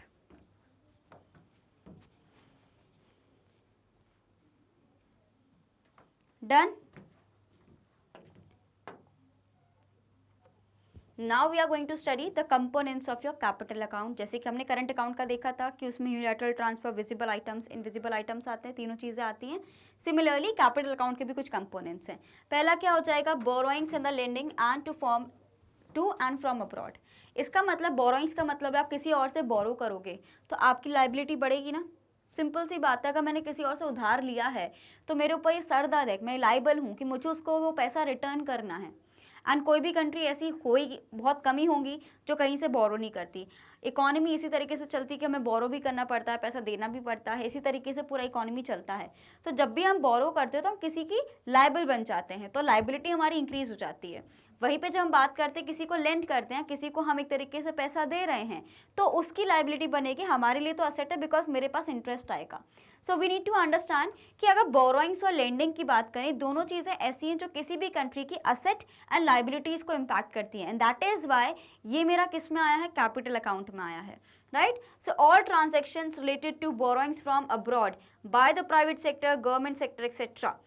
Receipts of such loans and repayment of loans by the foreign are recorded on the positive side. तो आपको ये समझना है कि अगर इन सबका कोई रिसिप्ट हमारे पास हो रहा है, कुछ आ रहा है पैसा, या repayment of loans by the foreigners, हमने भी जिसको लोन दिया है अगर उसने हमारा लोन चुका दिया है तो वो भी तो पैसा हमारे पास आ रहा है। एंड जब भी पैसा हमारे पास आता है तो पॉजिटिव साइड, क्रेडिट साइड पे आता है। लेकिन साथ ही में आपको ये भी समझना है कि एक चीज़ यहाँ पे ये भी गिवन है कि all transactions related to borrowings from abroad by private sector, या एज अ प्राइवेट सेक्टर मैंने किसी और से पैसा बाहर से मंगाया है, वो भी क्रेडिट साइड में ही दिखेगा। So need to understand that कि अगर रीपेमेंट ऑफ लोन्स हो रहा है तो भी क्रेडिट साइड है, वहीं पर अगर हमारी बोरोइंग्स हो रही हैं तो भी। Now all the transactions of lending to abroad by the private sector and the government and lending abroad and repayment of the loans to abroad is recorded as negative of debit side. वहीं पे अगर मैंने किसी और से loan लिया है, मतलब अगर मेरे से जेब से पैसा जा रहा है, सिंपल सी बात है, इसको ऐसे निकालो आप सिंपल से कि अगर भैया मैंने किसी और को पैसा दिया है या मैंने किसी और से पैसा लिया था, मैंने उसको रीपेमेंट कर दिया है, तो मेरा डेबिट साइड में आ जाएगा। तो दो चीज़ें हमने समझ ली हैं, जैसे कि थ्रू आउट द चैप्टर में आपको समझाती चली गई हूँ। क्रेडिट का मतलब होता है इन, डेबिट का मतलब होता है आउट। अगर मेरी कंट्री की जेब से पैसा जा रहा है, इंडिया से पैसा बाहर जाएगा, तो नेगेटिव चीज़ है वो डेबिट साइड में ही आएगा। बाहर से अगर पैसा आ रहा है, भले ही उधारी का पैसा आ रहा है, लेकिन वो क्रेडिट साइड में आएगा। Clear? Take a screenshot now.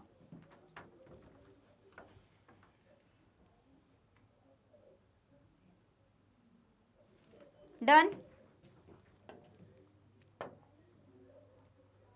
अब नेक्स्ट है हमारे पास investment to and from abroad. Investment की भी अगर हम बात करते हैं, एफडीआई की बात करते हैं, इसको हम लोग क्या बोलते हैं? फॉरेन डायरेक्ट इन्वेस्टमेंट, या एफपीआई भी हमारे पास रहता है, फॉरेन पोर्टफोलियो इन्वेस्टमेंट। यहाँ पे क्या होता है कि बाहर के जो लोग हैं वो इंडिया में इन्वेस्ट कर रहे हैं, ऐसा हम मान के चल रहे हैं। So investment by rest of the world in shares of the Indian companies, real estates in India, such examples are examples of investments from abroad are recorded on the positive side. Again क्या होगा? अगर किसी ने investment किया, India में investment किया है, तो पैसा कहाँ आएगा? इंडिया में आएगा। जो भी पैसा इन है, वो जो आ रहा है हमारे पास, मैंने हमेशा आपको बोला है कि उसको हमेशा पॉजिटिव साइड पे, क्रेडिट साइड पे ही लिखना है। वहीं पे सेकंड चीज़, अगर एज एन इंडियन रेसिडेंट मैं किसी और के देश में इन्वेस्ट कर रही हूँ, वहाँ के शेयर्स खरीद रही हूँ, वहाँ की कोई प्रॉपर्टी खरीद रही हूँ, तो मेरे जेब से यहाँ से पैसा जा रहा है, इंडिया से पैसा जा रहा है। सो व्हेनेवर इंडिया की जेब से पैसा जाता है, मतलब होता है आउट, मतलब हमेशा डेबिट साइड में आएगा। So investment by Indian residents in share shares of the foreign companies real estate abroad, such investments to abroad are recorded on the negative side as they lead to the outflow of foreign exchange. So whenever there is inflow, it will always be on the credit side. Wherever there is outflow, it will always be on the हमारा negative side, that is debit. Clear? Take a screenshot now. तो अभी तक हमने क्या देखा है? Borrowings, lending and investment.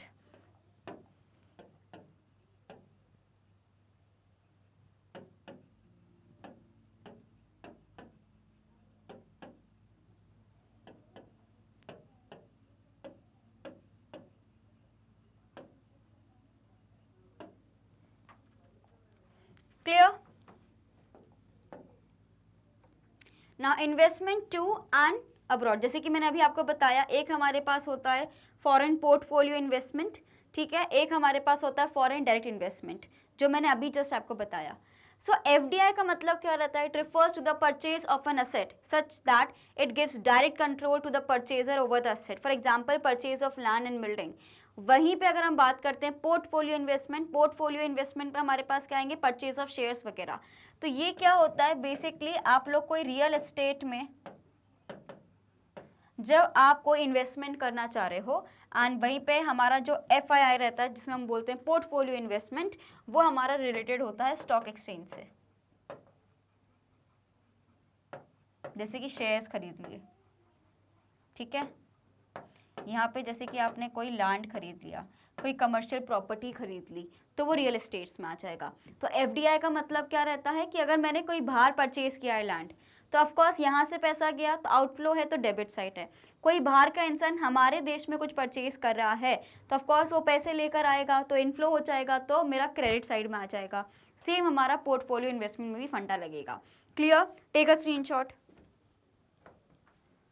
आपको directly MCQ में क्वेश्चन आ सकता है कि एफआईआई कौन से पार्ट में आता है? कैपिटल में आता है, करंट में आता है? तो आपको पता होना चाहिए कि it always comes in the capital, because इससे असेट एंड लाइबिलिटीज में हमें फर्क देखने को मिलता है. क्योंकि अगर मैं फॉरेन डायरेक्ट इन्वेस्टमेंट कर रही हूँ, मतलब डायरेक्टली आपकी ओनरशिप चेंज हो रही है, ठीक है.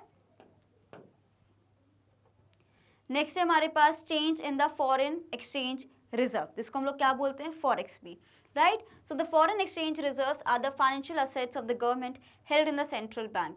A change in the reserves serve as the financial item in the India's BOP. So any withdrawal from the reserve is recorded on the positive credit side, and any addition to these reserve is recorded on the negative side. It must be noted that the change in reserve is recorded in the BOP account and not reserves. तो जब हम लोग change in reserves की बात कर रहे हैं, इधर फंडा थोड़ा उल्टा चलेगा. जब भी मैं फॉरेन एक्सचेंज की यहाँ पे बात कर रही हूँ, यहाँ पे एक बार आप उसको गो थ्रू करके देखो स्टूडेंट्स, क्या लिखा है? The foreign exchange reserves are the financial assets of the government. किसके असेट हैं? गवर्नमेंट के, जिसको वो कहाँ पे रखता है? सेंट्रल बैंक के पास रखता है. अब इसके चेंज हो रहा है रिजर्व्स में, तो कुछ ना कुछ इम्पैक्ट देखने को मिलेगा, क्योंकि एक असेट है. तो अगर विड्रॉल हम कर रहे हैं रिजर्व्स का, ठीक है, विड्रॉल अगर हम कर रहे हैं रिजर्व्स का, तो ये क्रेडिट साइड में जाएगा. ये याद रखना है, यहाँ पे उल्टा है, क्योंकि अभी तक हमने क्या इन एंड आउट वाला कॉन्सेप्ट पढ़ा है, लेकिन यहाँ पे उल्टा है. फॉरेन एक्सचेंज रिजर्व्स में उल्टा है कि अगर वहाँ पे विड्रॉ कर रहे हैं हम कोई भी रिजर्व्स को, तो क्रेडिट साइड में आएगा. अगर मैं कुछ एडिशन कर रही हूँ तो डेबिट साइड में आएगा. कब की बात है? फॉरेन एक्सचेंज में रिजर्व के चेंजेस की बात है, ठीक है. It must be noted that the export and the import of the capital goods are included in the current account under the head visibles and not in the capital account. तो मैं import export की बात कर ही नहीं रही हूँ यहाँ पे बात हो रही है आपकी फॉरेन करेंसी के बारे में, इसलिए यहाँ का कॉन्सेप्ट अलग रहेगा. याद रखना है कि अगर मैं पैसे को एडिशन कर रही हूँ तो वो डेबिट साइड में आएगा, नेगेटिव साइड में आएगा. अगर मैं पैसा विड्रॉ कर रही हूँ तो वो क्रेडिट साइड में आएगा. ये आपको समझना है, ठीक है. Take a screenshot.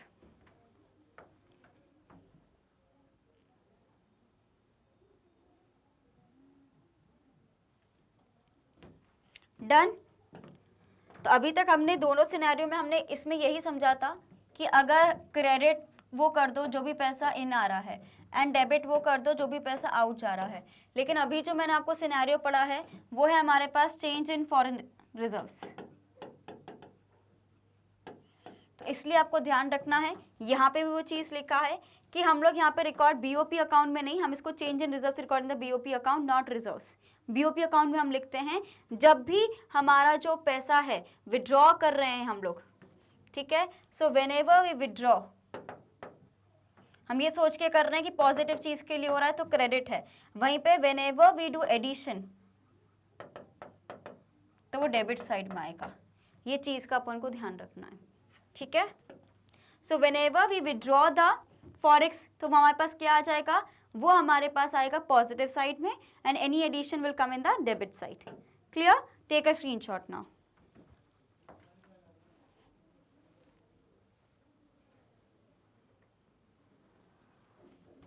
Done?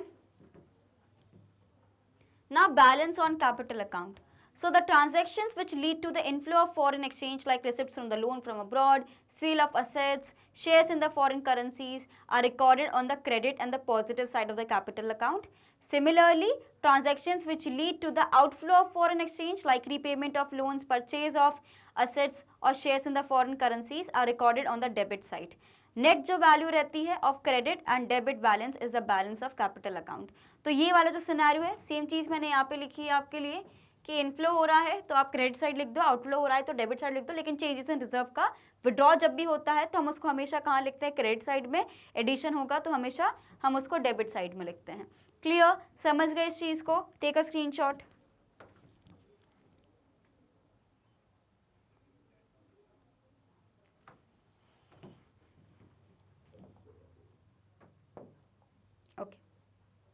Surplus in capital account arise when credit items are more than the debit items. It indicates net inflow of capital.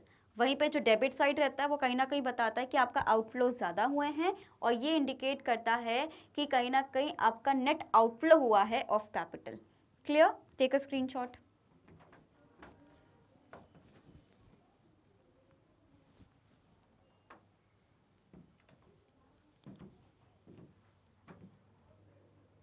In addition to the current account in capital account, there is one element in BOP. एक और चीज़ हमारे पास आती है, that is errors and omissions.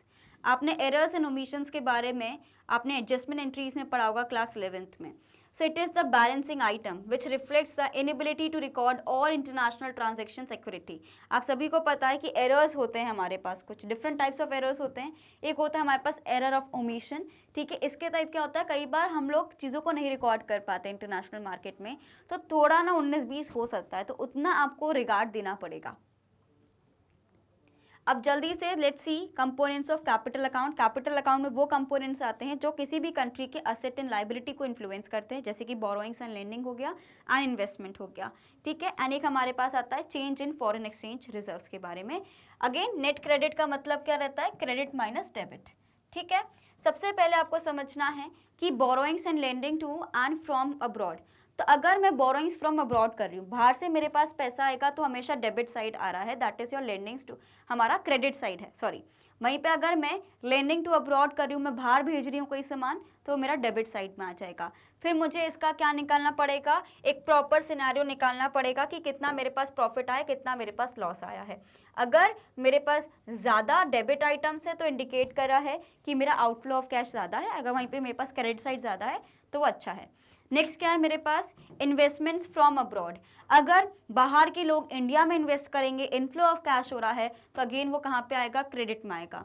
वहीं पे अगर investments to abroad हो रहा है, मैं बाहर कहीं जाके पैसा लगा रही हूँ, बाहर इन्वेस्ट करूंगी, आउटफ्लो ऑफ कैश होगा तो मेरे पास डेबिट साइड में आ जाएगा।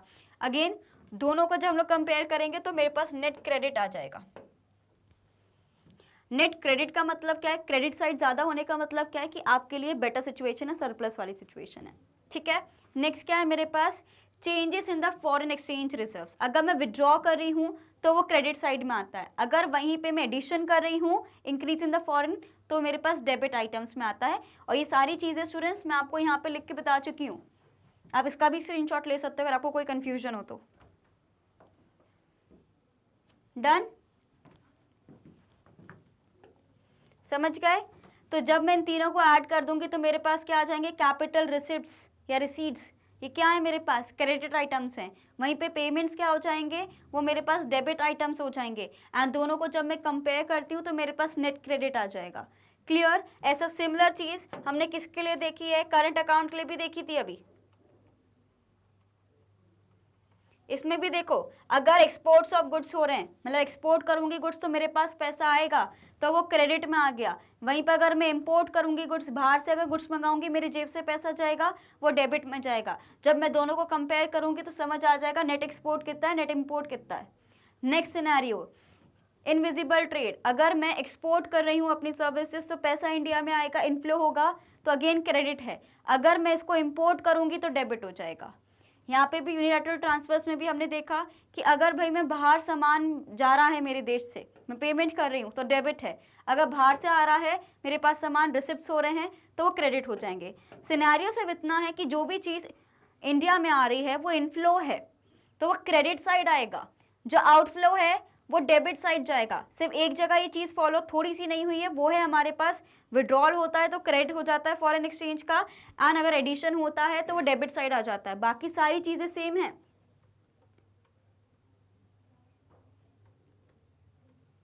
राइट।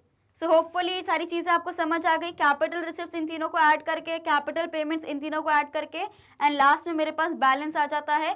बैलेंस कैसा आएगा कि पॉजिटिव है, सरप्लस है, बैलेंस्ड है, कि मेरा डेफिसिट है, या जितना मेरा क्रेडिट है उतना ही अगर डेबिट हो जाएगा तो बैलेंस हो जाएगा। अगर क्रेडिट ज़्यादा है मतलब इंडिकेट करेगा कि इनफ्लो ज़्यादा हुआ है, अगर डेबिट ज़्यादा है तो इंडिकेट करेगा कि आउटफ्लो ज़्यादा हुआ है। यही तो पढ़ा है पूरे चैप्टर में, राइट। Take a screenshot.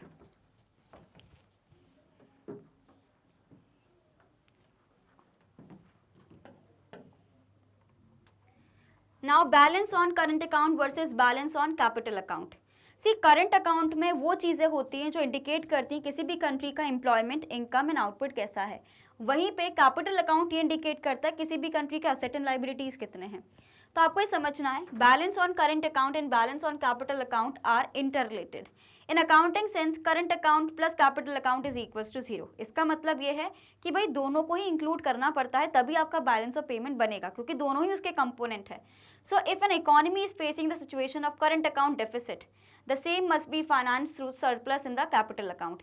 अगर देखो, अगर आपको करंट में शॉर्टेज दिख रहा है तो उस चीज की मदद करने कहां से आएगी, कैपिटल अकाउंट के सरप्लस से आएगी, ठीक है। Now capital account deficit may be set off through net capital inflows like selling of an asset or borrowing from abroad. Similarly, if an economy is facing the situation of a current account surplus, the same must be matched by a deficit on the capital account as may be set off through net capital inflows like purchase of assets या payment of loans. तो simple सी बात है, दोनों interrelated है। अगर पैसों की कमी पड़ रही तो हम लोग शिफ्ट इधर से इधर पैसा कर सकते हैं। अगर मेरे पास करंट अकाउंट में ज़्यादा सरप्लस है तो उसको मैं जाके कहीं ना कहीं कैपिटल अकाउंट में एडजस्ट कर दूंगी। क्लियर, समझ गए? Take a screenshot. Done. So let's quickly understand the difference between the two. Current account मतलब क्या है, इसमें बैलेंस ऑफ ट्रेड आ जाता है, प्लस इसमें तीन चीजें कौन कौन सी आती है मेरे पास, unilateral transfer, invisible and visible items. So current account transactions bring a change in the current level of the country's income. वहीं पे कैपिटल अकाउंट जो रहता है, capital stock of the country पे इफेक्ट दिखाता है long term point of view से। यहाँ पे हम देखेंगे करंट अकाउंट ये एक फ्लो कॉन्सेप्ट है, as it includes all the items of flow nature, है ना, क्योंकि यहाँ पे सारी चीज़ें चेंज होती रहती हैं। एंड यहाँ पे एक स्टॉक कॉन्सेप्ट है, बिकॉज यहाँ पे चीज़ें एंड टाइम पे हम देख रहे हैं कितना हमारे पास परचेज कर लिया असेट्स, कितने परचेज नहीं करे। तो यहाँ पे एक फ्लो कॉन्सेप्ट नहीं है, रेगुलर नहीं हो रहा है। यहाँ पे आपको समझना है capital account is equals to the borrowings and the lendings to and from abroad, investments and change in the foreign exchange reserves. वहीं पे अगर मैं बात करती हूँ करंट अकाउंट में आ जाता है visible, then you have invisible trade and unilateral transfers. Clear, take a screenshot now. समझ गए? ये सारी चीज़ों को बहुत अच्छे से हमने पढ़ लिया है students. Clear? Then autonomous and accommodating items. So the transactions recorded in the balance of the payments account can be categorized as autonomous transactions and accommodating transactions. Now let us discuss each one of them. सबसे पहले autonomous items refers to those international economic transactions which take place due to some economic motive such as profit maximization, and these items are also known as above the line items. So autonomous का मतलब क्या है? You are doing it with a motive. You have a motive. कोई motive है तभी वो चीज आप कर रहे हो। Clear? So autonomous transactions are independent of the state of balance of payment account. For example, if a foreign company is making an investment in India with the aim of earning profit, then such a transaction is independent of the country's BOP situation. Autonomous transaction take place on both current account and capital account. On current account, merchandise exports and imports of goods are autonomous transactions. On the capital account, receipts and the payments of the long-term loans by the private individuals are also autonomous transaction. Autonomous transactions बिल्कुल directly related नहीं होते current account और capital account से, लेकिन दोनों में related है, entry होती है एंड यहाँ पे क्या होता है, एक पर्टिकुलर मोटिव के साथ ट्रांजैक्शंस किए जाते हैं. क्लियर? तो ये किसके अंदर आता है हमारे पास, ऑटोनॉमस ट्रांजैक्शंस में, जहाँ पे with a motive we invest. Current account में भी हो सकता है, कैपिटल में भी हो सकता है. करंट अकाउंट में इंपोर्ट एक्सपोर्ट आ जाता है, जहाँ पे हम लोग बैलेंस ऑफ ट्रेड की बात करते हैं स्टूडेंट्स. वहीं पे कैपिटल अकाउंट में असेट्स की बात आ जाती है, शेयर्स की बात आ जाती है. Right? Take a screenshot please. First take off this one and then next वाले का आप लेना. Done? Take a screenshot of this one as well. कई बार ऑटोनॉमस ट्रांजैक्शंस पे भी क्वेश्चंस आए, so we can not take it for granted. वहीं पे अगर हम बात करते हैं स्टूडेंट्स सरप्लस और deficit in balance of payment, autonomous items are cause of balance of payment imbalance, that is या तो सरप्लस या तो डेफिसिट. मतलब BOP account is in surplus when the autonomous receipts are more than the autonomous payments. Basically आप सभी को पता है सरप्लस का मतलब होता है जब रिसिप्ट ज़्यादा होते हैं पेमेंट से. सेम चीज़ को लिख दिया, बस ऑटोनॉमस लिख दिया और कुछ भी डिफरेंट नहीं है. एंड डेफिसिट में भी सिर्फ ऑटोनॉमस लिख दिया, बाकी पूरी डेफिनेशन अपनी सेम है. ठीक है, स्क्रीनशॉट लीजिए. Done? Then we have accommodating items. Accommodating का मतलब ही होता है कि एडजस्ट कर लेना, है ना. सो यहाँ पे जो गैप होता है उसको कवर करने के लिए अकोमोडेटिंग आइटम्स आते हैं. मतलब accommodating items refer to those transactions that are undertaken to cover the gap in the balance of the payment. Such transactions are undertaken to cover deficit and the surplus in the autonomous transaction. Autonomous transaction को कुछ फर्क नहीं पड़ता कि balance of payment का क्या situation चल रहा है, वो अपने हिसाब से काम करेंगे, उनका मोटिव क्लियर है. लेकिन अकोमोडेटिंग वालों का क्या नेचर है कि वो देखेंगे कि बैलेंस ऑफ पेमेंट में क्या दिक्कत हो रही है, क्या बैलेंस ऑफ पेमेंट का सरप्लस ज़्यादा हो रहा है, डेफिसिट ज़्यादा हो रहा है, तो कवर करने के लिए हम क्या करें. So accommodating transactions are compensating capital transactions which are meant to correct the disequilibrium in the autonomous items of the balance of payment. Autonomous किस में आता है, डिसबैलेंस में. उस डिसबैलेंस को सही करने के लिए कौन आता है, accommodating items आते हैं. Clear? Take a screenshot. Done? For example, if there is a current account deficit in the BOP, then this deficit is settled by the capital inflow from the abroad. है ना, अगर मुझे लग रहा है current account में बड़ी दिक्कत आ रही है, बहुत ज़्यादा डेफिसिट में जा रहा है, मैंने हमेशा बोला है कि करंट अकाउंट में अगर डेफिसिट आ रहा है तो उसको कैपिटल अकाउंट से ठीक कर सकते हैं. कैपिटल अकाउंट क्या होता है, असेट का इनफ्लो. तो हो सकता है मैं किसी को बोल दूंगी कि यार प्लीज़ हमारे यहाँ इन्वेस्ट करो, फॉरेन डायरेक्ट इन्वेस्टमेंट बढ़ा दो, या मैं बोरोइंग्स कर लूँगी, या मैं फॉरेन एक्सचेंज रिजर्व्स में चेंजेस लेके आ जाऊंगी. क्यों? ताकि मेरा करंट अकाउंट चीज़ें ठीक हो जाए. तो अकोमोडेटिंग का मतलब होता है जब आप एक तरीके से डेलिब्रेट एक्शन ले रहे हो टू मेक थिंग्स राइट. ठीक है, okay. So what is the difference between the to? Autonomous items are those refers to international transactions which takes place for a motive such as profit maximization. इनका directly कोई relation नहीं है balance of payment से, लेकिन दोनों में record होते हैं, करंट अकाउंट में भी कैपिटल अकाउंट में भी. अकोमोडेटिंग आइटम्स वो होते हैं स्टूडेंट्स जो एक तरीके से डेफिसिट एंड सरप्लस को कवर करने के लिए किए जाते हैं. ठीक है, accommodating transactions undertaken to maintain the balance of BOP account. देखो इस पे असर्शन रीजन आ सकता है, तो थोड़ा ध्यान से. And autonomous transactions are independent of the state of balance of payment. उन्हें कुछ फर्क नहीं पड़ता कि सरप्लस है कि डेफिसिट है, वो तो अपना काम करना है, वो करेंगे. लेकिन जब सिचुएशन गड़बड़ हो जाती है तो हमारे पास अकोमोडेटिंग आइटम्स आते हैं टू हेल्प. क्लियर?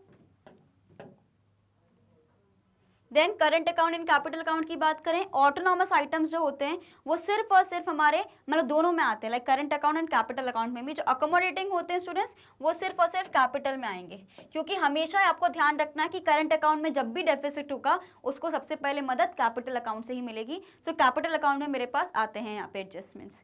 एंड ये हम इसको क्या बोलते हैं, अबव द लाइन आइटम्स बोलते हैं, क्योंकि पहले हमारे पास क्या बनता है, करंट अकाउंट बनता है, एंड लास्ट फिर बनता है हमारे पास कैपिटल अकाउंट. तो अबव द आइटम्स हमारे पास क्या होते हैं, that is your autonomous items, and below क्या होते हैं हमारे पास, that is your accommodating items. Clear? Take a screenshot.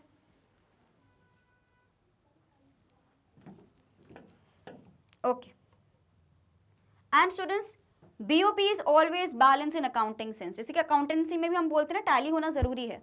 As a state before, BOP is based on the principle of double entry system. तो दोनों का बैलेंस होना बहुत जरूरी है.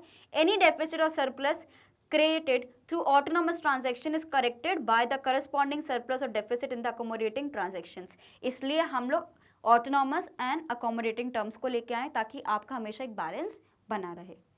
राइट स्टूडेंट्स, यही था हमारा आज का पूरा सेशन. हमने बैलेंस ऑफ पेमेंट आप ये मान के चलिए 80% कर लिया है. मैंने आपको प्रॉमिस किया था within 1 video we are going to finish it. So 80% हो गया, 20% बचा, उसको भी जल्दी से फिनिश कर लेंगे.